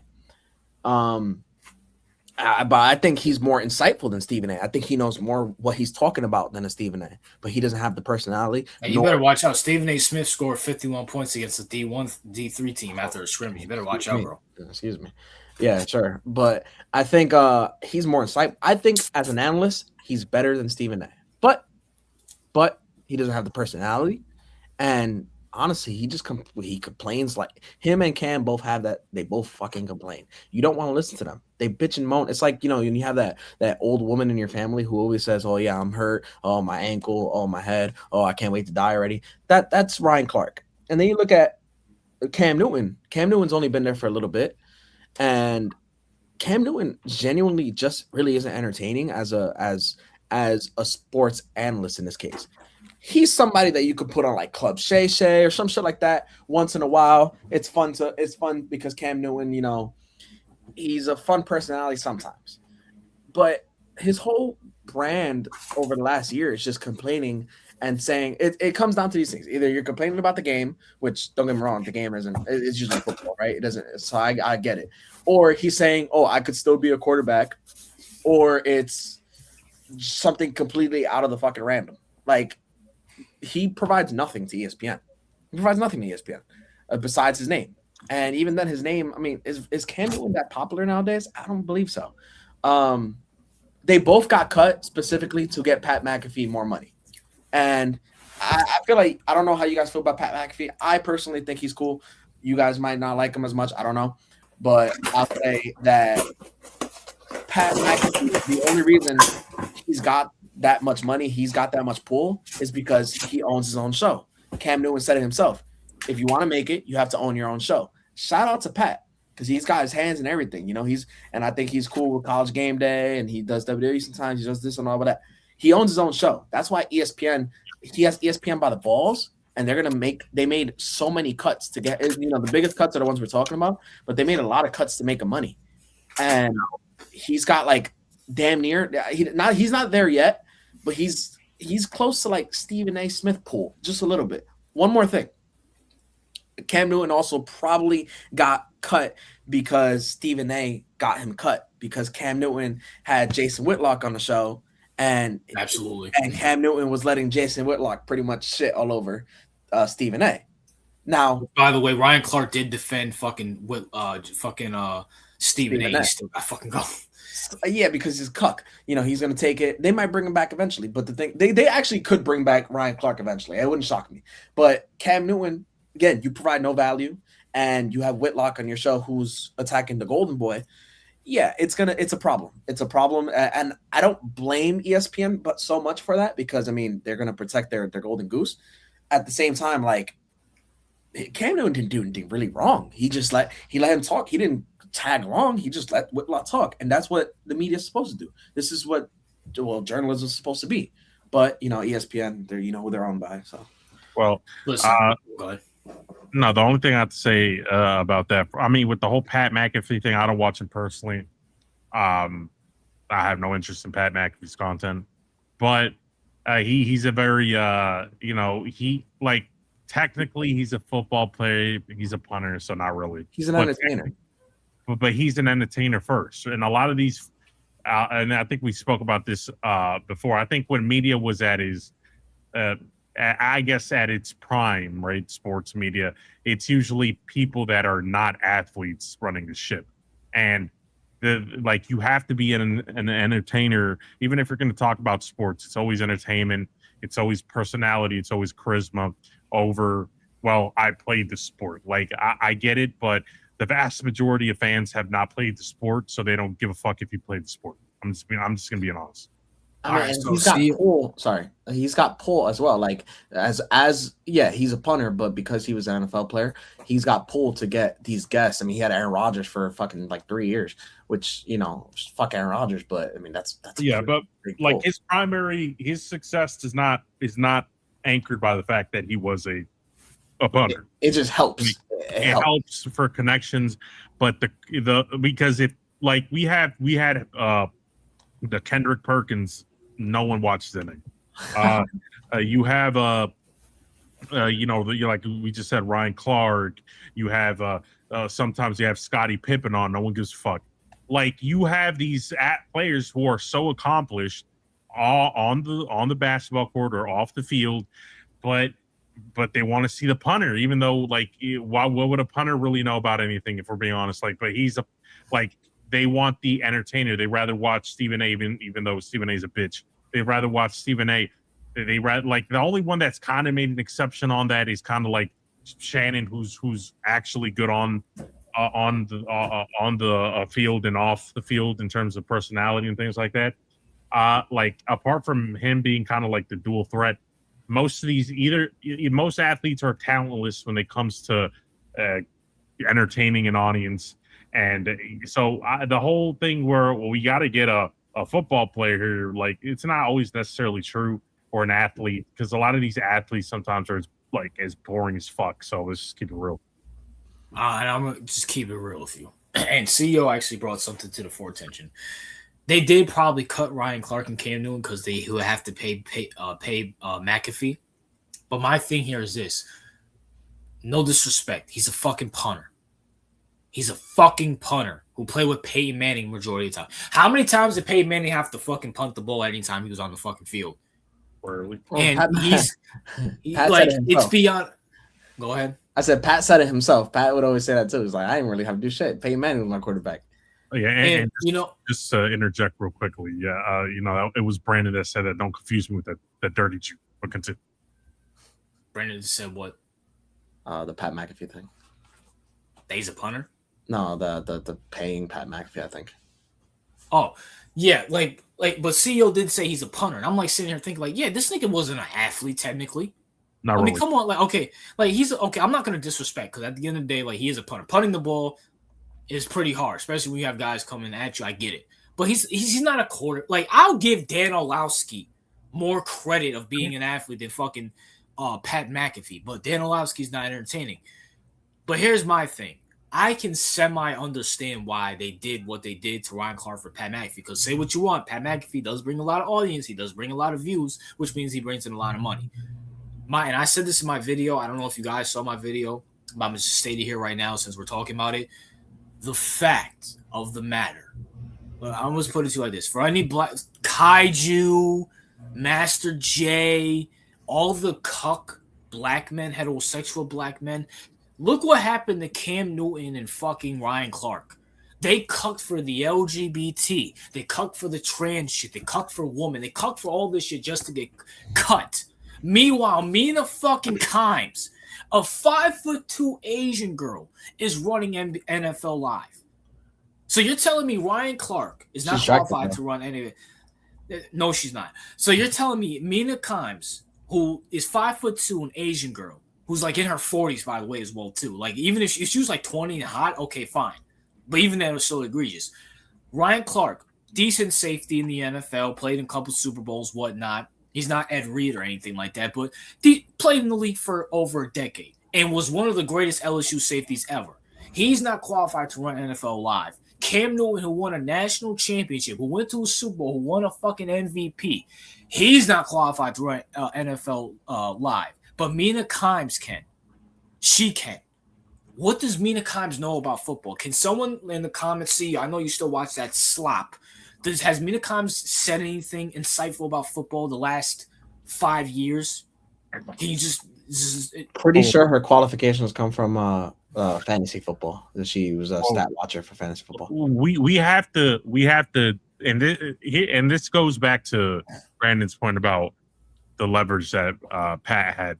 Like, there are certain entities within ESPN, FS1, or whatever network you want to talk about, that are wholly dependent on the network's viewership to stay relevant. Okay? And what I mean by that is when you have a personality like Pat McAfee, he doesn't need ESPN to stay relevant. At all. Right? Even Stephen A. at this point probably doesn't need ESPN to stay relevant because people enjoy watching his bitch ass for some reason. So, but these people have leverage because they have their own like network. I mean, they have their own channels, and they don't need the networks. People like Mina Kimes, people like even certain athletes like we talked about, like the Scottie Pippins, the Kendrick Perkins, like these like the Brian Windhorst, like fucking Shams, fucking Peter Swords, Peter Schrager, another Schrager, like these people, right? Like you can include Nick Wright into that I was fold gonna too. say Nick Wright. Like these people need the networks in order to be relevant. There are certain individuals that do not need the networks to be relevant. Those are the people with absolute leverage. Like and I'm not trying to disrespect anybody, but is anyone going to sign up to watch a show with like an independent, non-affiliated ESPN show with Mina Kimes? No. Like, no. Are we going to sit here and seriously, is anyone apart, not us, because we're not stupid, but is anyone apart from us going to sit here and sit there and say, yeah, you know what? I want to hear Shams talk for 30 minutes straight on his own independent network, giving his own opinions and all this shit. Because we all know, to quote someone that said, well, I watched Shams play basketball like a few months ago. So. Whoa. I know someone on this panel who will sit there and listen to Shams. Relax now. First of all, like, as someone eloquently put it, I don't know who that person was, but in the comment section, he got like, not on our comment section, but like on X, he said, he told Shams to just like snappy with the tweets already, like tweet boy or whatever. Like that's exactly what Shams is. Like no one wants to see Shams talk for an hour long. First of all, he's pretty bad at it. If you heard him speak. But it's okay. He plays basketball, for the All-Star game. Right, but like these people are network like puppets in 100%. Like no one gives a fuck what these or the fucking Kyle Brandits, or like there's so many people within these networks where you're just like, if these people had their own show, like they'd get like 10 views. Like no one wants to watch these people, but because they're props of ESPN and these things. So that's why Ryan Clark got himself kicked out, because you know what Ryan Clark thought? Ryan Clark thought he was Pat McAfee. Ryan Clark thought he was Stephen A. Smith. And turns out he was Kendrick Perkins. He was genuinely Joy Taylor. I think that was like the I know she's Brandon, that's a good point. Joy Taylor is another one of those who overplayed. Well, she got kicked out because she was, being a thought. But if she wasn't thoughting it up out here, right, and she thought she was worth more, guess what happened to Joy Taylor? She fizzled out. Because she was just there because a lot of these men like want to see big tits on the screen, right? They can't get them in real life, so they have to turn on Fox Sports 1 to get to see tits. So this is exactly what she was used for. And guess what? When she's out of the company and not, backed by some kind of conglomerate like Disney, right? Then guess what happens? She's irrelevant. Absolutely. But even with that, right? Even if you want to say, okay, like say like fucking, I don't know. If you want to, it's just Mina Kimes still has a fucking job. You cut Cam Newton. You cut Ryan. That is specifically DEI at its best. Even if you don't like Ryan Clark or Cam Newton, fine. They played in the fucking league. What is Mina Kimes offering? What is she offering? And even if I remember her, she was an ESPN. She was ESPN's fantasy football stat watcher at one point. So she had a little show for fantasy football, which they still do. Great fantasy football. Great fantasy football. No one cares. That's number one. And number two, even with that, okay, even if like someone says, well, RJ, Nick Wright, he never played in the league. He's talking football, basketball. Okay, fine. This comes back to the point. Nick Wright is entertaining. Say what you want about the guy. He's fucking entertaining. Mina Kimes is not entertaining. All she does is read analytical stats. That's all. That's not entertaining. at all. Nick Wright will have like he'll have like a celebration for the Chiefs. He'll dress up silly, whatever. That's corny. But hey, it brings in viewership. It makes people talk. What does Nina Kimes do? She stinks. She sucks. Mina Kimes is there because she like you said, she fills the role. She's a woman.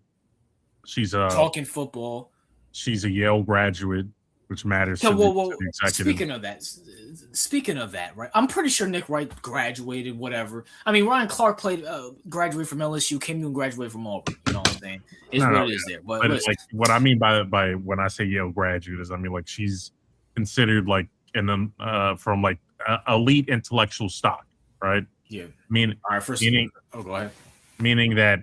Like you have to understand the world that these corporate executives live in is like, okay, we need like a woman who's super smart, who can fit these XX in boxes, so we look like our network. So whenever one of us asks a question, such as RJ says, "Oh, what does Mina Kimes brings?" we could say, "Well, she went to Harvard." Or she went to Yale. I'm sorry, as I get older, I want to sit here and say this. Just because you're educated and just because you go to college, I don't care if it's Harvard or fucking HBCU, you're not fucking smart. Doesn't make you intelligent. I just want to sit here and say that. That's number one. And number two. I'll quickly on that. But it's not so much because a lot of these schools, they don't, it's not so much because of an intellectual thing, right? That's more for the public, right? They think, oh, you know, you went to Harvard, you're super intelligent. That's more for the public. The schools are more of like socialite status symbols, so basically that these executives get people from these type of schools, not so much for intellect, but it's more of like a filtering process of who that they like people that are curated for specifically for them. So. It's not always. It's more of a status thing. Just to let you know. All right, CEO, bro. You don't have to miss the big words. You're basically just saying, listen, it's more for all the retards who don't have internal models. Like for all the retards, which is majority of the public. Oh, this woman went to Harvard. She must be smart. But someone like me who didn't even fucking go to college, you'd be like, no, this bitch is a dumb hoe. Just to sum that shit all up. That's number one. And number two, this goes back to the point that I've been making, Brandon's been making, CEO wants to make, but he's still, and it goes to another point while CEO is Spain and the NFL is a bunch of Jews. Bro, the NFL is not getting soft because of concussion CE. They want to get soft because they want female viewership. There is no explanation. None. Zero. Zilch. You fire Ryan Clark and Cam Newton and keep Mina Kimes. And Brendan made a good point, right? Ryan Clark, when he talked about football, I actually, like when Ryan Clark said Tom Brady was a generational talent, he wasn't. I actually agree with that. He's not a generational talent. He's not. He's a generational, like, skill, mind, sure. But he's not an athletic freak. I agree with that. Cam Newton, I mean, I don't remember anything specifically Cam Newton said. Oh, Cam Newton made the great point saying Jalen Hurts is a game manager, Lamar's he's a game changer. That's a fucking fact. It's a whole fact. These niggas know what they're talking about when it comes to football. Once again, I think Mina Kimes, the only thing I can remember is Mina Kimes taking Justin Herbert over fucking Matthew Stafford and Lamar Jackson in her top 10 quarterback list because stat-wise he's good. Bullshit. She doesn't know shit about it. She comes from the fantasy football world, which Brandon just informed me about. She doesn't know anything besides stats. Do you really think Mina Kimes sits down and watches the NFL game? Actually, she might because the NFL is trying to cater towards her.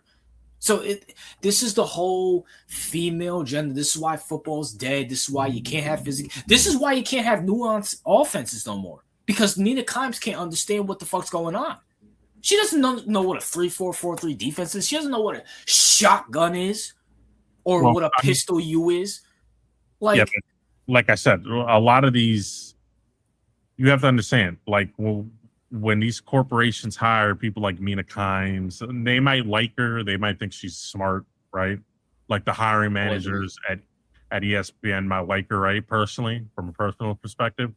But not only that, you have to also understand that when you hire people, especially in your networks, and you're as big as Disney, like because Disney runs the company, like you also have certain quotas that you have to meet in terms of hiring. Okay, we need this specific subset of females to work here.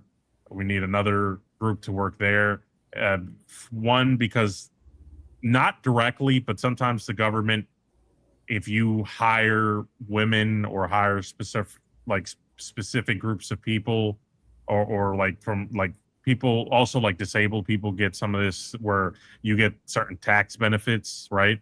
So sometimes these hires are strategic to, you know, help the company's image and help not only like, oh, we're also inclusive, we're diverse, but it also helps them from like a tax perspective too. So you got to keep that in mind too. Sometimes it's just a business. It's beyond fucking gay. I mean, it's beyond stupid. Like, listen, CEO, you can break it down all you want. It's still fucking stupid. I know you're gonna be a big NFL fan. No, it's stupid. It's stupid. I don't give a fuck about business. We're talking about just CEO. Are you gonna listen to Mina Kimes every time you watch the Ravens? No, I'm not gonna listen to Mina Kimes, but if I need like a reporter, right, and I get certain benefits from hiring this reporter, even though like she's not my main star. I have Pat McAfee, I have Stephen A, right? Like those are the main drivers of attention. But if I need these like additional roles filled in, like, oh, I need this on like I need this person to like go. Who cares who interviews Pat Mahomes after the game? It's like dating a chick, so you could put her kid on. You could use her kid on her taxes. You know, right? Exactly, Brandon. It's like it's a smart business move, but it's not like, yeah, it's just, to be honest, it's a smart business move. I'm not denying that it's a smart business move. I'm just saying it's a horrible. It's just okay. A smart business move can still be stupid. Like this is still like stupid as hell. Like from an entertainment perspective, yes. Not even just from an educational standpoint. What are you going to learn about? What is when you watch NFL, when you watch ESPN, you want to learn something about the sport. Is she gonna break down? Is she gonna break down what offenses the Chiefs are gonna do? Just using them for an example, like Ryan Clark, fucking safety, can do, or Cam Newton can do as a quarterback. It depends. Can she do that? It also depends what you want to listen to. Some people want to listen to analytics. There are people who would just sit there and watch analytics. Believe it or not, okay. Go ahead. Mina Kimes, or at least on social media, does kind of have a small cult following. I think I follow her on Instagram, like from like 4 years ago. Like if you talk shit about Mina Kimes, the comment section, like they will come after you. Like, bro, listen. That's a bunch of that's a bunch of simps who, bro. Mina Kimes does not draw anything. I think NFL Live is like at its worst fucking ratings right now, bro. No, it's like, just RJ. I understand where you're coming from. All I'm saying is you have to look at this from the macro perspective, right? From a company, from an executive perspective. Like you have people, you already have your drivers, Pat McAfee, Stephen A. Smith, like any of these smaller roles, if you can fill them out with people that are going to help your company's image or help your company's tax credit benefits, and you're probably going to go that route because these, like if you hired like let's say if you hired a man to do Mina Kimes' job, and like, okay, no one cares, no one gives a fuck what he thinks either for the most part, but you don't get the benefits from it. Oh, what benefits is it for hiring Mina Kimes? A couple. Well, all right. So a company like ESPN, which is owned by Disney, they have their hands in the government. So like he had said before, so they get extra government funding just off of like a potential DEI perspective. And tax breaks. And tax breaks. Okay, well, time out. Cam Newton and Ryan Clark, they're both black men. How's that not DEI? That's not the same. I mean, DEI affects women more than anything. Yeah, like women are more beneficial. Especially, well, she's not white. She's Asian. Unless you want to count her as white. But either way, it affects women more than anything. Okay, what about Sage Steele, who actually knows the game? Also, there's a control aspect to it too. You have to understand, like Ryan Clark, I did say I think it was part of it is like he had a little too much freedom, and they're like, all right, wait, he's not Stephen A. He keeps thinking he's Stephen A. We're gonna humble him, get his ass out of here. You know, same thing for Cam Newton. You know, putting Whitlock on your show, they probably found out a little disrespectful and was like, all right, well, he's not following our rules. Get him out of here. Mina Kimes is probably more controllable. That matters too. For fuck's sake, no, I agree. They literally fired Ryan Clark in the middle of his show. Yeah, I know. Yeah, and you could tell. I don't know if you saw the clip. You could tell they all. It was Adam Schefter, and two other people. You could just tell they knew, right? They knew while he was talking. They're like just there shaking their head all awkwardly and shit like that. No, I yeah, gotta see. Someone gotta show me the clip. Send me the clips on one because I didn't see. I just heard of it. yeah. So, by the way, the reason they fired, because they could have let him know ahead of time. The reason they fired him in the middle of the show is because they wanted to send him off with a big "fuck you," right? Because they don't like Ryan Clark. I think they've been negotiating with him for a new contract, and he thinks he's a lot more valuable than he really is. They don't like his attitude. They probably don't like his work, like the culture he brings to the company. And like like Brian brings up a good point. Mina Kimes is a team player. She does what she's told. You feel me? Like Ryan Clark goes a little bit off the script, a little bit too extreme. Like that would have worked under. You have to like ESPN. Like this is why I always said ESPN isn't like left or right wing. They go with what they think is more beneficiary. Originally, during the 2010s era, they thought that like this whole like Ryan Clark like power to the people bullshit was going to work effectively, and it backfired. Also, I see so many clips. Like I'm looking for that clip that I was talking about right now. So many clips where it's saying Ryan Clark goes off script to check. It says ESPN fires Ryan Clark live for going off script, checking analysts on NFL Today, talking about Peter Schrager. There's plenty of times where Ryan Clark has had problems with his colleagues, and a lot of it has came from race issues. Now, don't get me wrong. Disney and ESPN, they love that shit, but they love it when they control it. It's a big difference when he's saying shit. And we've seen over the last year, like Ryan Clark has been beefing with his colleagues, and it's been on air as well. Part of it is Ryan Clark just being a prick. The other thing is just Disney being Disney. Listen, yeah. I'm not upset that Ryan Clark got fired. I think Ryan Clark's a clown, and I think he's a fucking retard. I'm not going to sit here and like deny that. I'm not defending Ryan Clark. I'm just looking at it from this perspective, and I understand the whole quota. You guys are a bunch of robots. I'm talking to two fucking retards right now, so I understand what you're trying to say. But this goes back to my whole point. This also has to factor into it, especially with football. They're trying to fucking feminize football, and Mina Kimes. They want men to get used to Mina Kimes talking about football. And listen, look, I'm just looking at it from this perspective. I'm a dude, and I know who Ryan Clark and Cam Newton is. I know who Mina Kimes is. Why would I pick just taking the business aspect out of it? Because clearly you guys can't fucking see that. I'm talking about for just as us, because we're not the fucking big wigs here. Or give me the reason. Would you? No, I get that. But this is bigger than that fucking reason. Oh, I mean, who would in their right mind want to fucking listen to Mina Kimes over Cam Newton or Ryan Clark talk about football? I think we agree with you for the most part about it. Though it's not. You're not wrong. It's just that's not what they don't. They don't care. They don't give a shit. They don't care. Okay, fine. Let me put it to you like this, right? Look, you can't find another female that's more. If you want to check all those quotes, you can't find someone else who's more entertaining. They don't care. They don't give a fuck. Well, they can check those quotas. They don't care. And also, you have to keep in mind that Mina's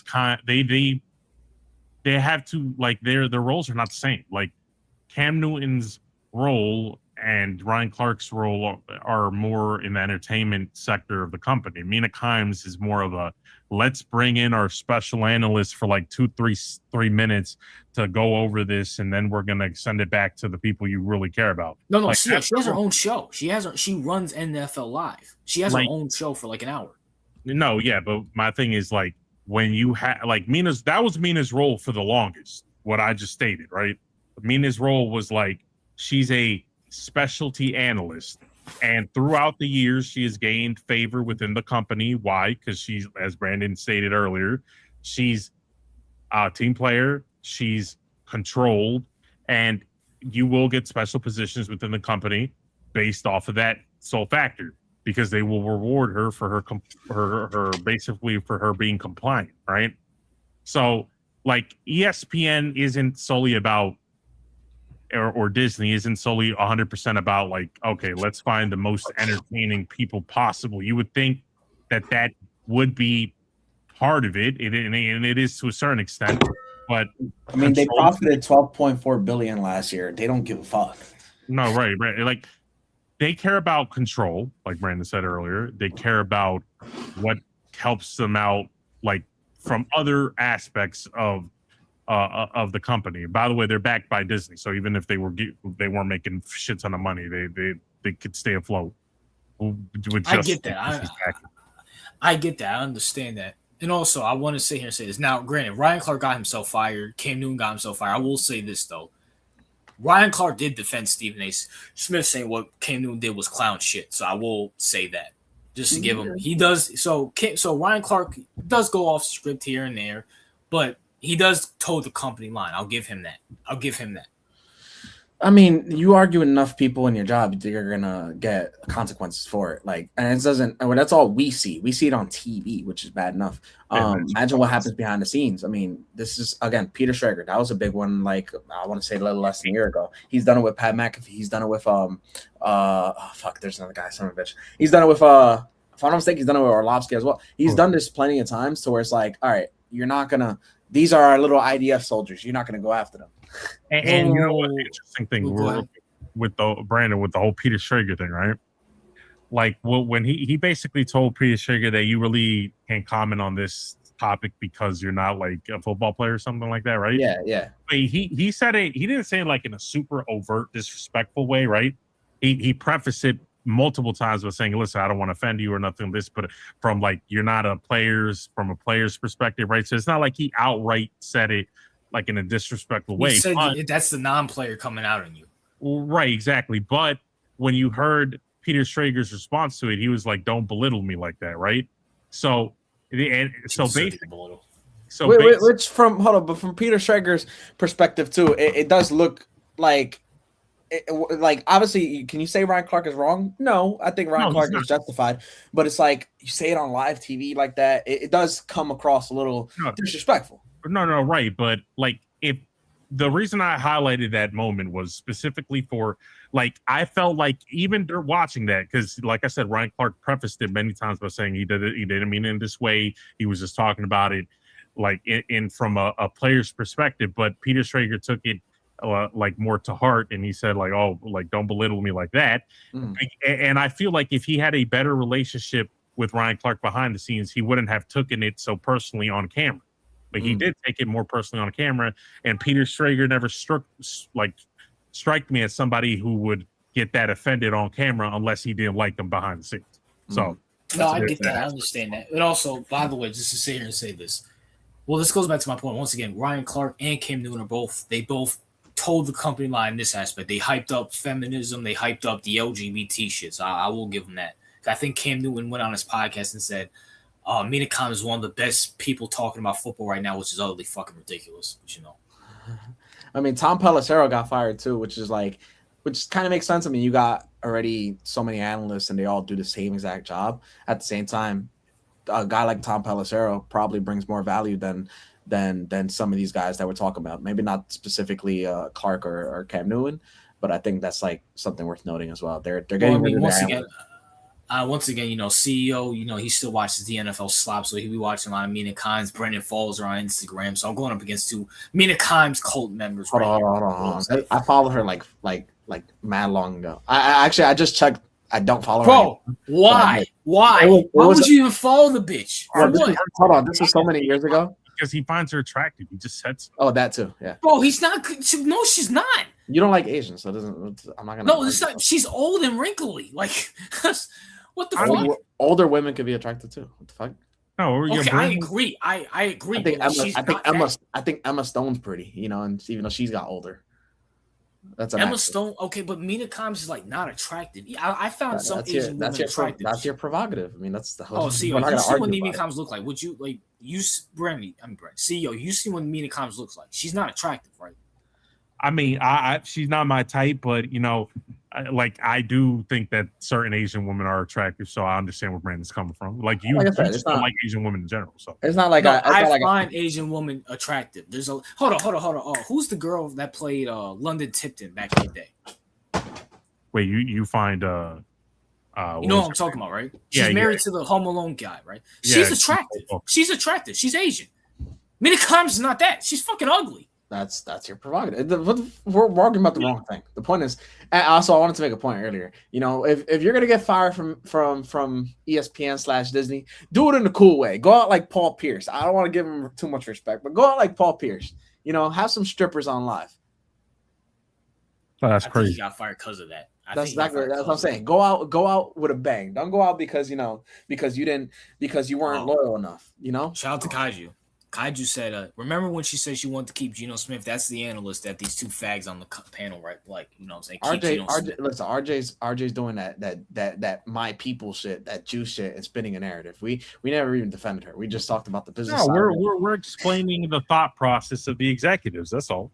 No, I get that, but I'm just talking about from like, this is utterly fucking. It's still ridiculous. Can you guys agree with me on that? This is still ridiculous. She has a job. We agreed plenty of times already. Like, but that's just it is what it is. Like, it's not a deal breaker. It doesn't change anything. They're gonna, with or without her, with or without Ryan Clark and all these other guys, they're still gonna profit billions of dollars. Oh, but this goes back to my main point. Like, they're trying to feminize football with this shit. They really are. Like, it's beyond gay. And we also didn't factor in, one thing. First of all, a lot of people fundamentally are dishonest, right?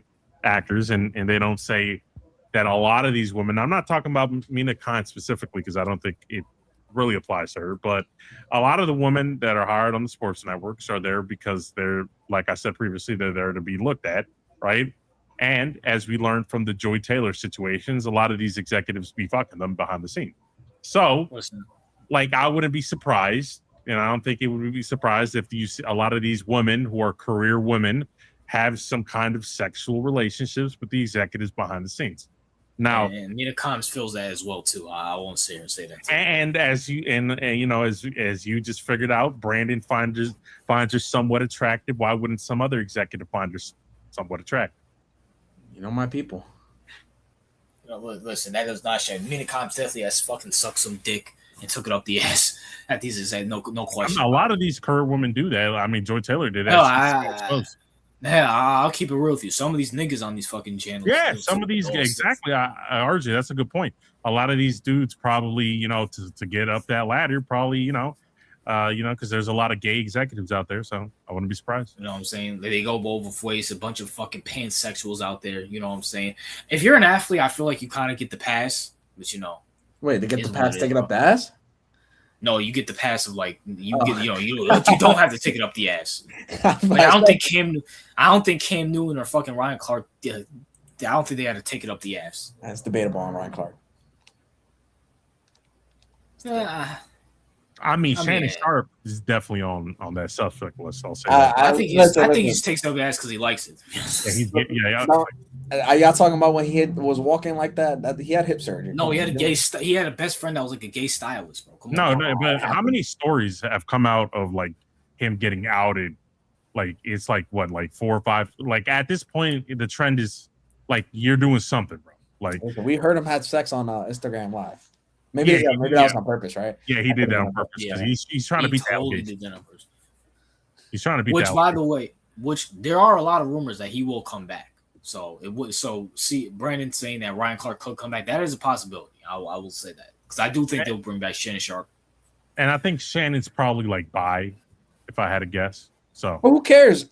At the end of the day, I don't give a fuck because, like RJ said earlier, CEO, one of you said earlier. I think it was CEO that on and off the field, the dude is pretty much a rock star in this case. On the field, he was great, and then off the field, like he's pretty fucking entertaining. I like listening. Yeah. He's funny. I mean, sometimes he says some bullshit, but he's funny. We have memes of him sometimes with the do rag, the fucking black and mild, and the Henny. No, I will say this though. Absolutely, I will say this though.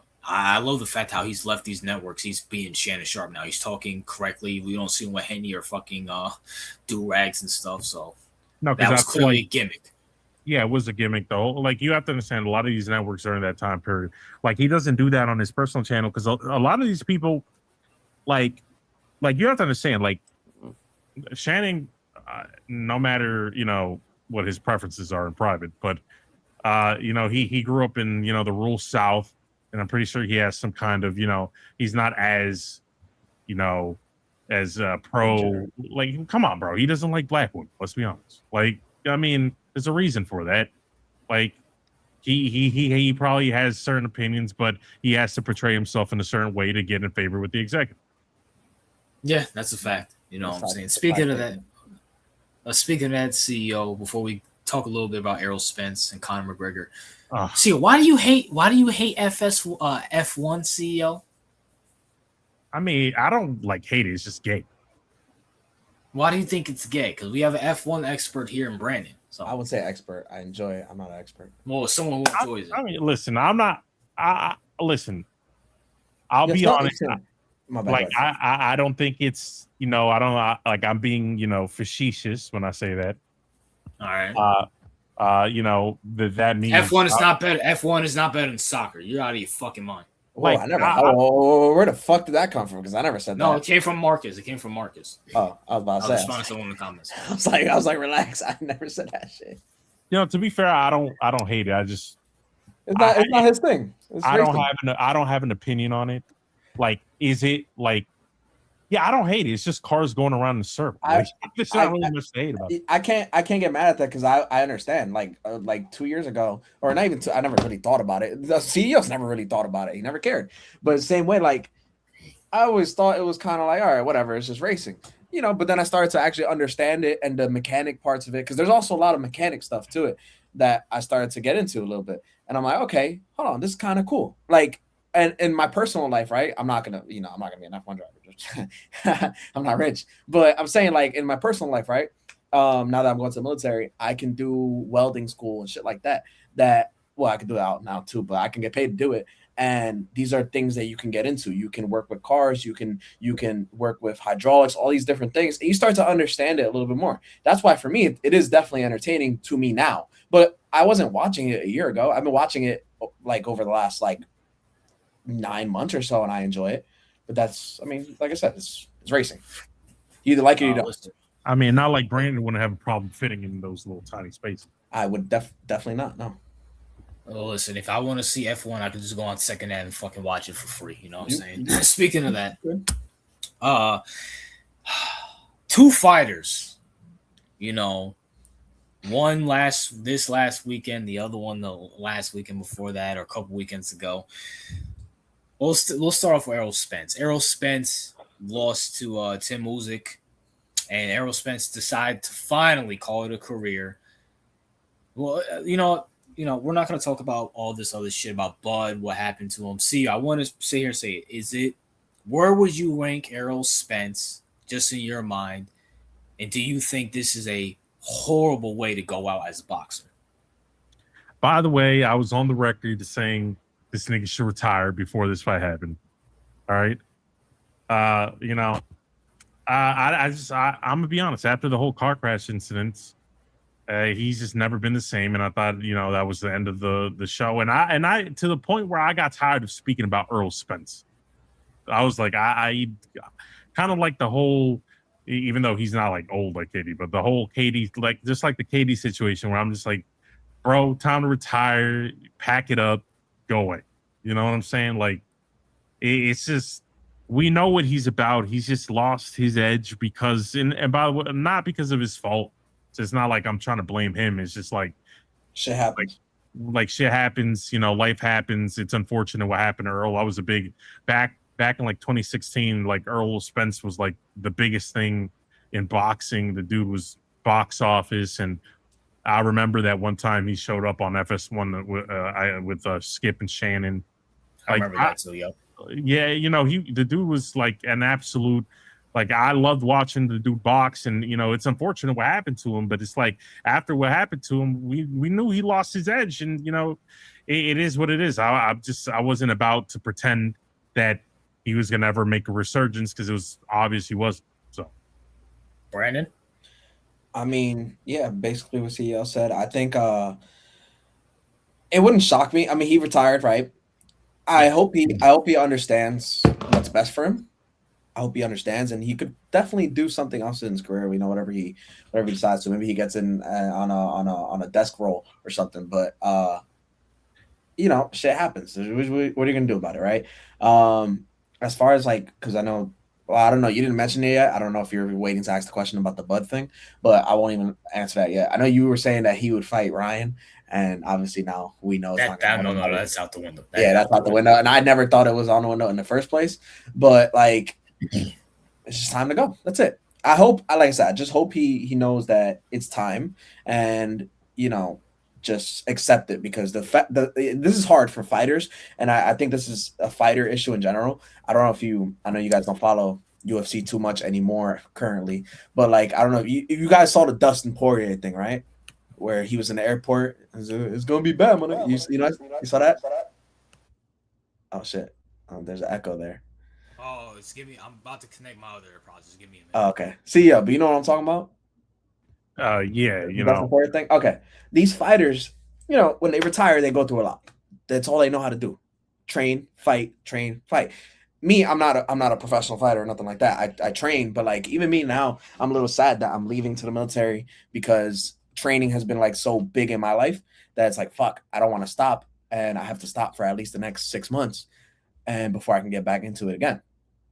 Now take that and amplify it by a million. These fighters, they go through a lot and they don't know how to cope with life. It's like a dude who's in jail forever and comes out and doesn't know how to adjust to life. I hope he doesn't like end up like on some substances and shit like that, because especially with the accident, you never know what screws he has loose. It might go crazy and on some Aaron Hernandez shit. But I just hope he takes his time, copes with life now, and doesn't plan to come back. That was my whole point to this. Like I told RJ, I was like, it wouldn't shock me if he comes back. These boxers, they like to retire every other year and then come back. Like I just saw. I could see him like retiring from like professional and just do like the whole circus boxing bullshit. Even then, it's like, why you just protect your brain. Protect your brain. There's no point because to be fair, the whole circus boxing bullshit is mostly like fake fighting, and you get a shit ton of money for it. So I know, but they still have to take their bumps. It's like professional wrestling, Yeah, it can be scripted and all that, but they got to take their bumps. And you're fighting look at Jake Paul, for example. The man did get his jaw broke, as scripted as it may have been. His jaw is broken. Yeah, so I mean, I know a lot of people that probably take a jaw, being broken for that, good money. So exactly. So it's like Errol Spence, and even then, on the lower end of the circus boxing, like we saw like, I'm gonna talk specifically about the UFC fighters. We saw UFC fighters go into the circus boxing, right? You saw Anderson Silva knock out Tyron Woodley. Like Tyron, you're good money wise, bro. Or at least I think you are. Like you don't gotta do that, and especially Anderson Silva. You're old and good with money. You don't need that. Luke Rockhold got knocked out by Darren Till. Like a lot of these guys, like. For some of them, it's worth it. If you're a draw, Nate Diaz. I don't know if you saw it. Did you watch the Nate Diaz versus Mike Perry fight on Netflix? Yeah, I think I did. Where Nate Diaz was getting the shit beat out of him, was bleeding all over the place. He even shit himself in the octagon. Like, come on, it's time to go. You've not only overstayed your welcome in the company that you were in, but you overstayed your welcome in the game. Period. I mean, to be fair, that's been kind of Nate's whole fucking career, just getting beat the shit out for like 4 rounds and then slapping the shit out of somebody and then thinking he won. So yeah, so I mean, I think I just hope Errol doesn't, come back and box again, and not even for a thing. He can get an analyst job or something like that. So we could. I'll go ahead. Nah, that's not nothing. No, I just wanted to, because by the way, Kaiju, you would have to learn how to like speak before you would ever, get to replace him. But first, damn, Brandon, I hope you make it, man. The military is hard. Don't worry. While you're going, I can take your place on the live stream. As for Brandon, like, how's the whole military? So you go there, you train, you do your thing, and like you get deployed, and how does that work? Like like do you just like go out, get deployed for a certain period of time, then come back, or like I don't. I'm sorry. Repeat that one more time. Sorry, I was getting a call. You said, how does the whole military thing work? Yeah, no, like you go out there, train, right? And then do you get deployed for a certain amount of time and then go back home? Or nah, so August 20th, I ship out for boot camp, right? The 19th, I have to stay at the hotel. And then the 20th, that morning, I go to the Military Entrance Processing Center, or better known as MEPS. Yeah. And then from there, I pass. I get checked out again. They check my pee, my blood, and all that to make sure I didn't do drugs. Right. Basically, they sent me to boot camp. Now, although I've lost a lot of weight, I still a little over the limit for the regular limit. I'm good on. They give me like a 6% body fat buffer because I had very good test scores. So I probably have to do 3 extra weeks to cut a little bit more. So instead of 10 weeks, it's 13 weeks, which means I probably leave around first week of November. But if it ends up being 10 weeks and I'm good on the weight, it would be like middle of October around there. From there, they give me 2 weeks of no, they don't give me 2 weeks. I graduate boot camp and then they send me straight to A school. Boot camp's in Great Lakes, Illinois, like 30 miles north of Chicago. Right. And then they send me to Texas after that. So, Kaiju, I appreciate the comment, but I'm not going to visit you. So I'm going to Texas to an Air Force base to do MA school, which is Master at Arms, basically like a Navy cop, anti-terrorism, shit like that. Mm-hmm. I do 10 weeks there, and then they give me 2 weeks of vacation after that. After I do my 2 weeks of vacation, they send me to my duty station, which is more than likely going to be Virginia, but it could be Virginia, it could be Pensacola. They could send me to Japan. Ideally, they leave me in the East Coast. I get somewhat of a choice, but at the end of the day, it's final say on them. And then from there, I work until I get orders to deploy. When deployment does happen, because it'll happen at least once throughout my contract. I'm a 4-year contract. If I'm lucky, it wouldn't happen till my second contract if I go back in. But if I do deploy, it'd be anywhere between 6 to 9 months in international waters, and they go from like station to station. I guess I might be in Spain, or I might be in Greece, or I might be in France, or I might be in every few weeks or so you land at a new port, you get a weekend off, and then you get back on your ship and go back to work. As a cop on the ship, all I have to do is make sure nobody's being retarded and put them in a brig if they're being retarded. So. All right. So you work. Okay. So it's like a contract. So after you finish the 4 years, you gain veteran status. Yeah, I gained veteran status. Well, I gained veteran status technically the day I finished boot camp. I'm officially no longer a civilian post boot camp. Right now I'm classified as half a civilian, which is a weird term, but I'm half a civilian currently. And then post boot camp, I get everything. I get the benefits and all that stuff. I don't get anything until boot camp's over, but I do get paid whether I finish boot camp or don't. Obviously, I'm not going to finish boot You're camp. going to be all over you're going to be all over the place, right? For the next, yes and no, but I'll be for the next year. Yeah, I'll probably be all over the place. And then, like I said, it's 4 years my contract, and then I get the option to re-enlist anywhere between 2 and 8 years. And so the missus is cool with you being gone that long? Mrs. don't got a choice, but she's getting paid. Hey, but listen, he's the breadwinner at this point, so she's also getting paid. Yeah. Oh yeah, I was gonna be a nurse on the Navy ship, but I decided not to. Not because being a nurse is a bad thing. It's just not really something I want to do. Listen. Being a male and being a nurse is a fucking no. I disagree with male nurses already. Listen, why? I mean, to be fair, but male nurses are way more effective than female nurses. Listen. They can actually carry people. How about this? Medical assistant. Female no. Listen, I'm not. Listen, if you're a man, you go into construction, you go into the military, or you play sports. All right, miss me with that whole shit. Being a gardener is more masculine than being a fucking nurse. Whoa, wait, hold up. Like, depends. All right, because like if you had to pick, like I think because it's a more of like a society thing. But if you look at the task of what a nurse entails, right? A man would probably be more effective at it simply because they can carry more weight. I'm not disagreeing with that. I think he's hung up on the title. Yeah, absolutely, 100%. For example, if you're at a mental facility, like you don't want female nurses. You know what I'm saying? Well, they probably should be in there. My dad was a male nurse. I'm sorry to hear that. I mean, you call them nurse, you call them medical assistant, whatever. The job itself. I mean, they have so many different titles for the same job. And at the end of the day, they're basically the doctor's assistant. Whether you want to call them nurse, medical assistant, technician, medical technician, whatever you want to call them. They're all different titles for the same job.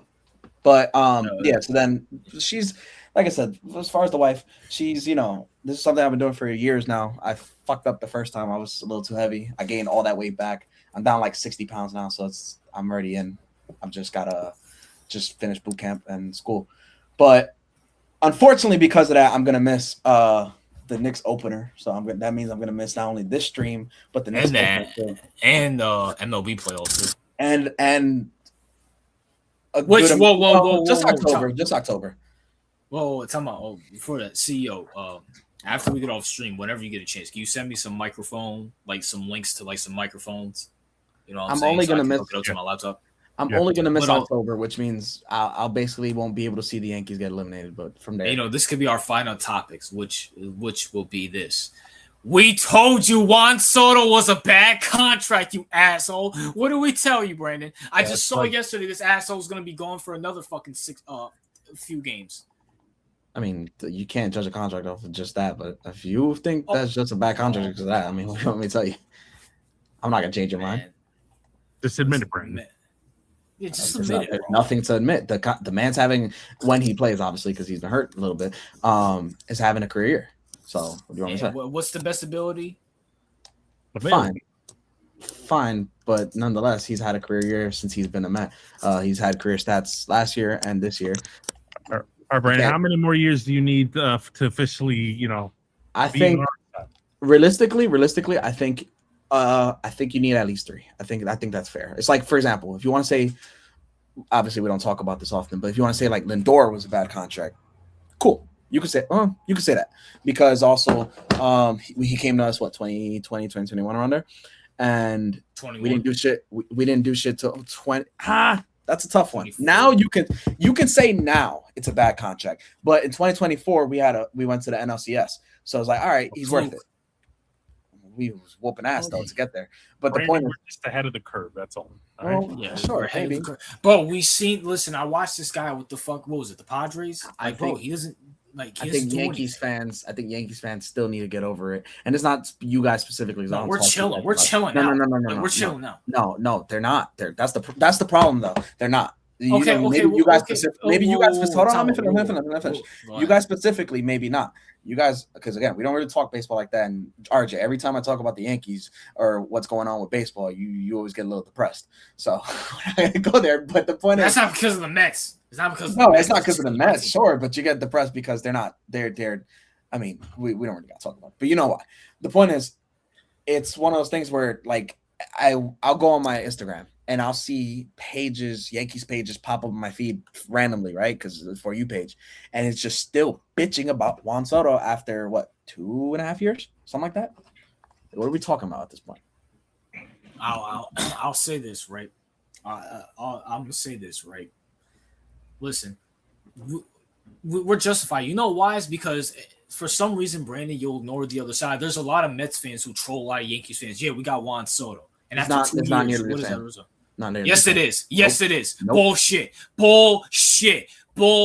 Doug, we haven't talked. For example, we haven't talked baseball for how long? And you guys mentioned it today. I'm not mad at it. I don't care. But I'm just saying, like, we're not gonna do that. Listen, Yankees fans. No, you're gonna agree with me on this one. You're going to agree with me on this one. Yankees fans, for the most winningest franchise in all of sports, I think that's fair to say, right? All of sports.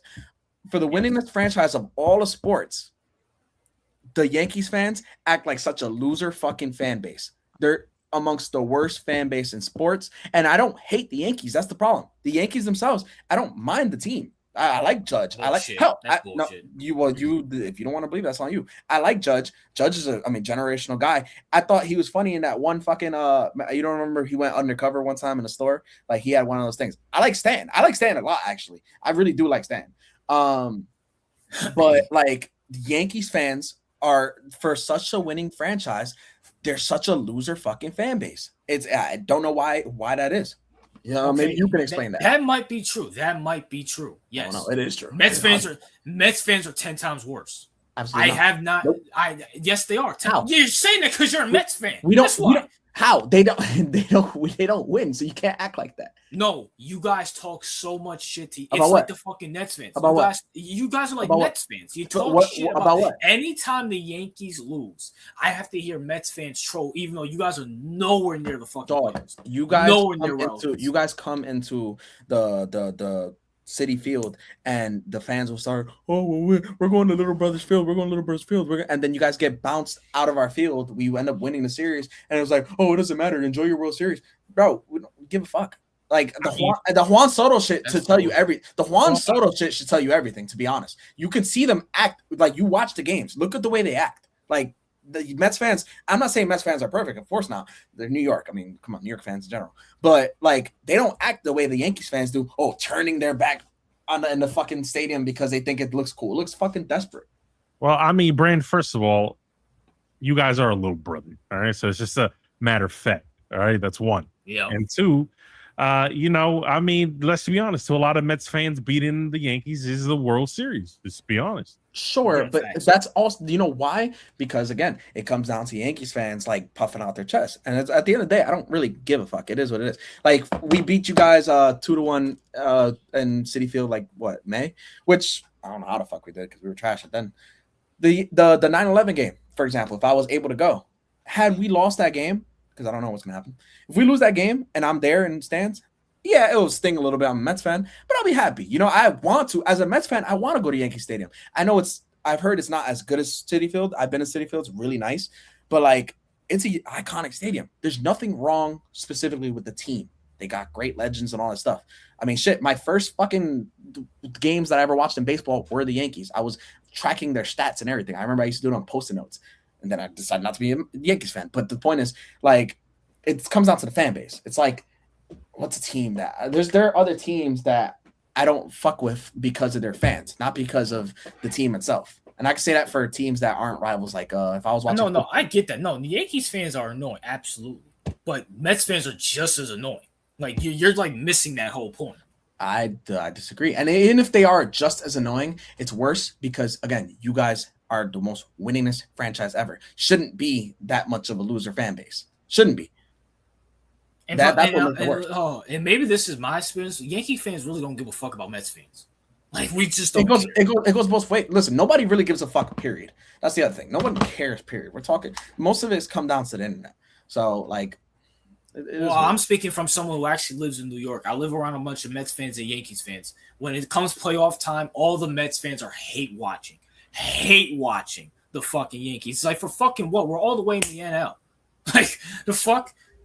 Like, I mean, I have Yankees fans over the last year, for example. They were watching us throughout the first half of the season, right? We were literally the best fucking team in baseball for half a season, and we completely then we were the worst fucking team in baseball for last half and this half so far. And like the whole time, it's watching us get swept by Philly. I remember watching it get swept by Philly in, I want to say, late August, September. Straight fucking Yankees fans talking shit. It's like, it goes both ways. Now, Yankees fans are bitter as hell because, you know, they haven't beat us in a season series since, I want to say, 2018? Which is ridiculous, by the way. Yeah, I'm going to keep it real with you. I don't think any Yankees fans gives a fuck. I don't. I well, think our more worries are going to playoffs. I'm speaking on the internet. That's my thing. Again, I know Mets fans and Yankees fans in real life. I don't have a problem either. And also, the Red Sox, y'all still not making the playoffs. Brandon and Najee will be wrong. I train with actually a Yankees fan who every time he sees me, I'm like, fuck the Mets. And I'm like, fuck the Yankees. I was like, watch, you guys are gonna have Lindor and you guys are gonna slurp them after. But and the Red Sox and the rest, who knows? But and as far as the Red Sox, I mean, all I said, RJ, was that they were gonna make the playoffs, and they're literally half a game behind. I think like they're literally gonna make the playoffs. Like I said. Oh, this is the Red Sox. They will have a massive. They just lost to the Orioles just like yesterday. So they went 23-3 in their last 26 games, like Najee just said. That's fine. That's fine. I mean, still the Red Sox. I see. This is like the Mets. They go on these little runs, and then they're fucking lose. But my thing is they're gonna make the playoffs. Like I said, that's all I care about. That they're gonna make the playoffs. They're going to. Go ahead. I did give you a prediction. I said that they're probably going to meet the Yankees in the playoffs again, and I will take you guys in the playoffs again because you did it last year. So there's no reason you can't do it again, especially in the wild card because it's only 3 games. So like there's 2 solid predictions. I think they still make the playoffs, just like last year, for example. You got mad at me because I said that the Guardians would give you guys problems. Was I wrong? Kind of, because you guys never met, but they ended up making the playoffs after having a terrible season. They fucking flipped it. They were 16 games back in the division. They flipped it and made the playoffs. So they're doing exactly what the Guardians did last year. And I was right about both. Not that it matters. I mean, Red Sox ain't making the playoffs, and even if they do, they're going to lose to the Yankees. So well, that's fine. I agree with your second take, not the first one.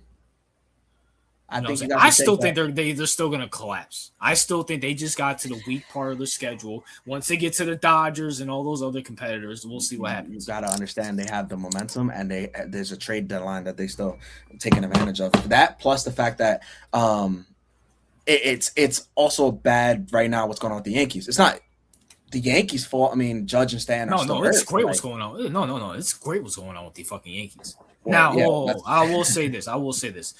If the Yankees miss the playoffs and the Red Sox make it, I'll actually be happy because that means we're getting rid of Boom, which means the Red Sox are going to still be in mid while we get rid of Boom and we get better. So you guys are going to sign Alex Cora. Sorry. You know, so this is what I'm talking about. You want everybody. You want the Yankees to do so bad. I didn't need. He's not even a bad manager. What the fuck? We don't. I wouldn't want him. I'm good. I mean, yeah. I mean, I don't know who else is out there, so I can't. I mean, unless you want to take back Mendoza, who we fired, who I think Mendoza is actually still a good manager. We don't want your scraps. He came from you guys first. Hey, listen, we're not taking no brain advice on coaching. We'll pass. Well, I mean, it's managers at the end of the day. Who I can't tell you who's all that as far as managers. But the point, hey, listen, whoa. Paul Skenes still not out the problem. The Pirates are fucking garbage. Paul Skenes still not out the fucking question. Skenes. It's like it's that Skenes. So Skenes. I said Skenes. No, that's why I said still said it Skenes. wrong. Anyways, because you wanted Bobby Witt or Paul Skenes. I don't know about Paul Skenes. I think Bobby Witt's more realistic, and Bobby Witt would be great for you guys because I mean your hole in your lineup is the shortstop, so it kind of makes sense. And Kurt is not that good. Stop hyping that shit up. And Najee, I don't have you guys going to the ALCS. Like, no, I had you guys making the playoffs, which is respectable. Not going to the ALCS. I mean, they're still. I mean, well, to be honest, fuck. All right, fine. You know what? You guys will make the playoffs. The AL is whack though. You guys will make the playoffs. The Yankees will make the playoffs, and we'll get better because we have to make a drastic change. Meanwhile, the Red Sox will still think what they're doing is good. So you know what? Red Sox, go ahead, bro. Go ahead, man. Go ahead. Let's see what the next 10 years look like. Who's to say Aaron Boone gets fired if they miss the playoffs? If he does not get fired, the Yankees are a joke. Well, you said that last year. The Yankees are a joke. When you can just say they're a joke. That's it. Huh?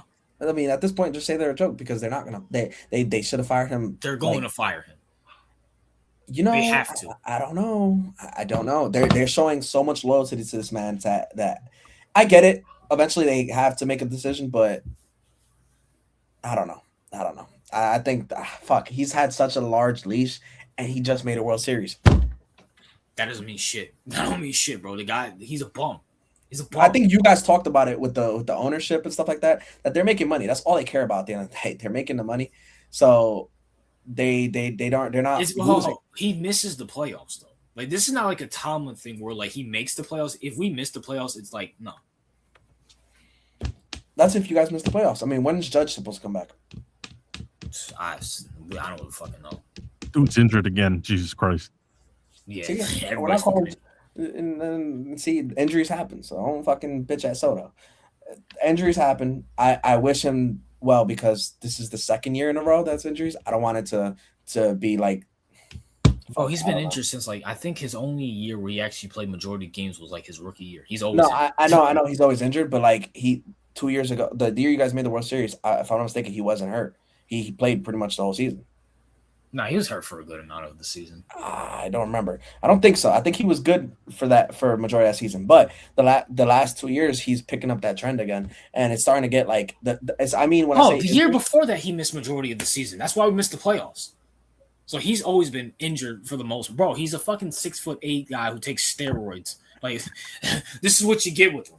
Yeah, I guess so. And then Stanton, who, like I said, I actually am a fan of Stanton. Stan's I like Stanton.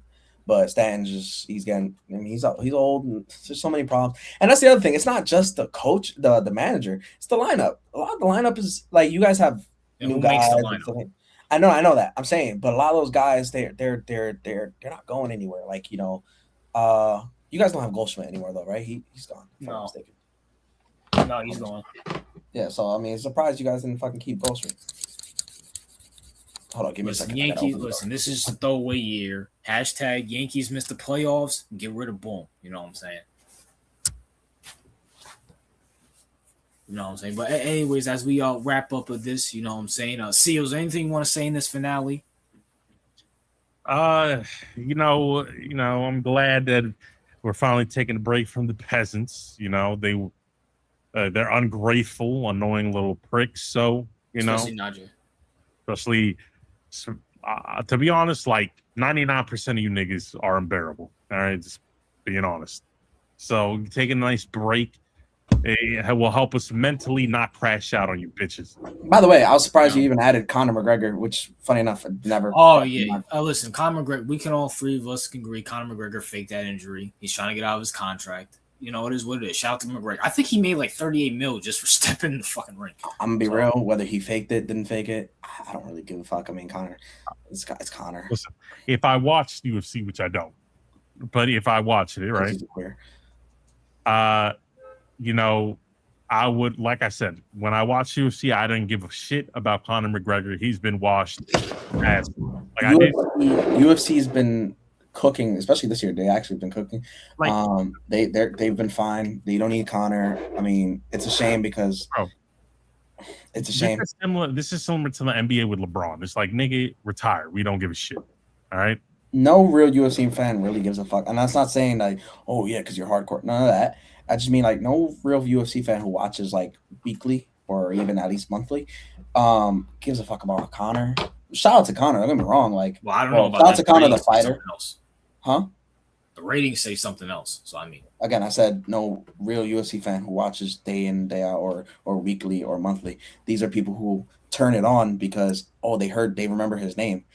I have one dude at my gym. I'll give you an example. I have one dude at my gym.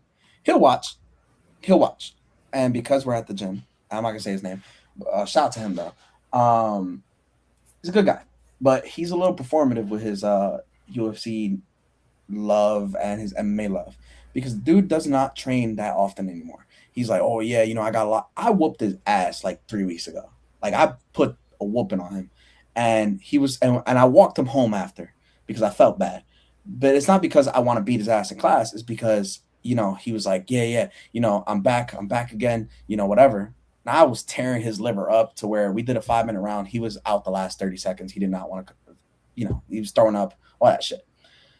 This man's like, oh yeah, Conor's my GOAT. Conor's not even like, he's barely top 40 of a fighter. I can name 40 fighters, 30 fighters better than Conor McGregor all time. And that's me being nice because at the end of the day, shout out to Conor. He did what he did for the UFC. He was he's the promotional GOAT, sure. But as a fighter, it doesn't matter. So a lot of people are very performative with how they feel, especially when it comes to fighting. It's like growing up. How many people do you know in high school that were like, oh yeah, I used to box, and they never picked up a glove in their life? Like, I don't know what it is with fight fans or people who talk about fighting. They're so fucking performative, and it's so stupid. It makes it hard to enjoy sometimes fighting. But Conor, listen, go do what you want. You want to fight on Netflix? Go fight on Netflix. You don't want to fight? Don't fight. You want to do whatever you want? None of us who watch the sport, I wouldn't say religiously, but who watch the sport consistently, care. None of us care. He will fight one more time because he has to get out that contract. So that's fine. And I hope he puts on a good show. Hopefully it's Michael Chandler. Put on a good show. Both of them retire. Hopefully. Will that happen? Probably not. But at the end of the day, if he's got to go, he's got to go. The UFC has been great without him. It's going to continue being good without him because we have a lot of fights that have been happening. Like the first stinker of the year just happened, and that was the Conor card. And you know what? The card was good. Just the main event fucked it up. But the card itself was good. But the first stinker of the year was the fight night yesterday. And that's a fight night. Who cares? So sports, sports been past them. You want to talk about like superstar problems? We could talk about that another time. But other than that, the sport is fine. It's just Connor. It's been past them. I mean, they evolve with time. It's like putting basketball players. Yeah, there you can put great players from '90s into today's game and they'll be fine. But like overall, the talent level has gone up, and it's the same thing with fighting or any other sport. Well, that's bullshit. But I mean, And, anything else just you want to say, a Brandon? quick shout out to Patty, because I know he won. So just, a little shout Shout out out to there. Patty, and he did his fucking thing too. I've been boycotting, so I had no idea. I'm gonna be sad though because Volk fights. My favorite fighter Volk. He fights like 2 weeks after I got out of boot camp, and I know my boy Will. He's gonna send me letters either saying he got knocked out or saying he won, and it's gonna be the opposite of whatever happened because he's an asshole. So it is what it is. You know what I'm saying? I will be back. Obviously, I got some more content. CEO might be joining the RFL. You know what I'm saying? The league that I'm starting in a couple weeks. Everybody wish Brandon luck in his boot camp journeys. I don't know, Brandon. I won't be able to next week do the WWE stream. I don't know how much. I only have about 3 weeks left before I wouldn't even say 3 weeks to be honest. I have like 2 weeks left before I really gotta focus on everything here. So maybe we get one stream before I leave. Not next week because you said you work. Maybe the week after. After that, I know. I'm done for that. And I ain't gonna see none of you bitches until possibly February. I think February is a good time right after the trade deadline. If not February, around August, around April before the playoffs start.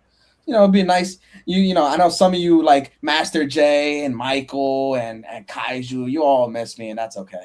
And I know CEO. CEO's gonna feel vulnerable without security, but just get a gun. You'll be all right.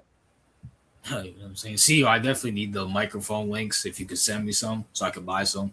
Yeah. Also, But, until I'll probably be live. I'll be live August 9th, everybody, for the RFL. You know what I'm saying? Fuck the Red Sox. You know what I'm saying? Fuck the Mets as well, too. I'm going to be a hater Yankee fan. Until next time, peace. Peace out.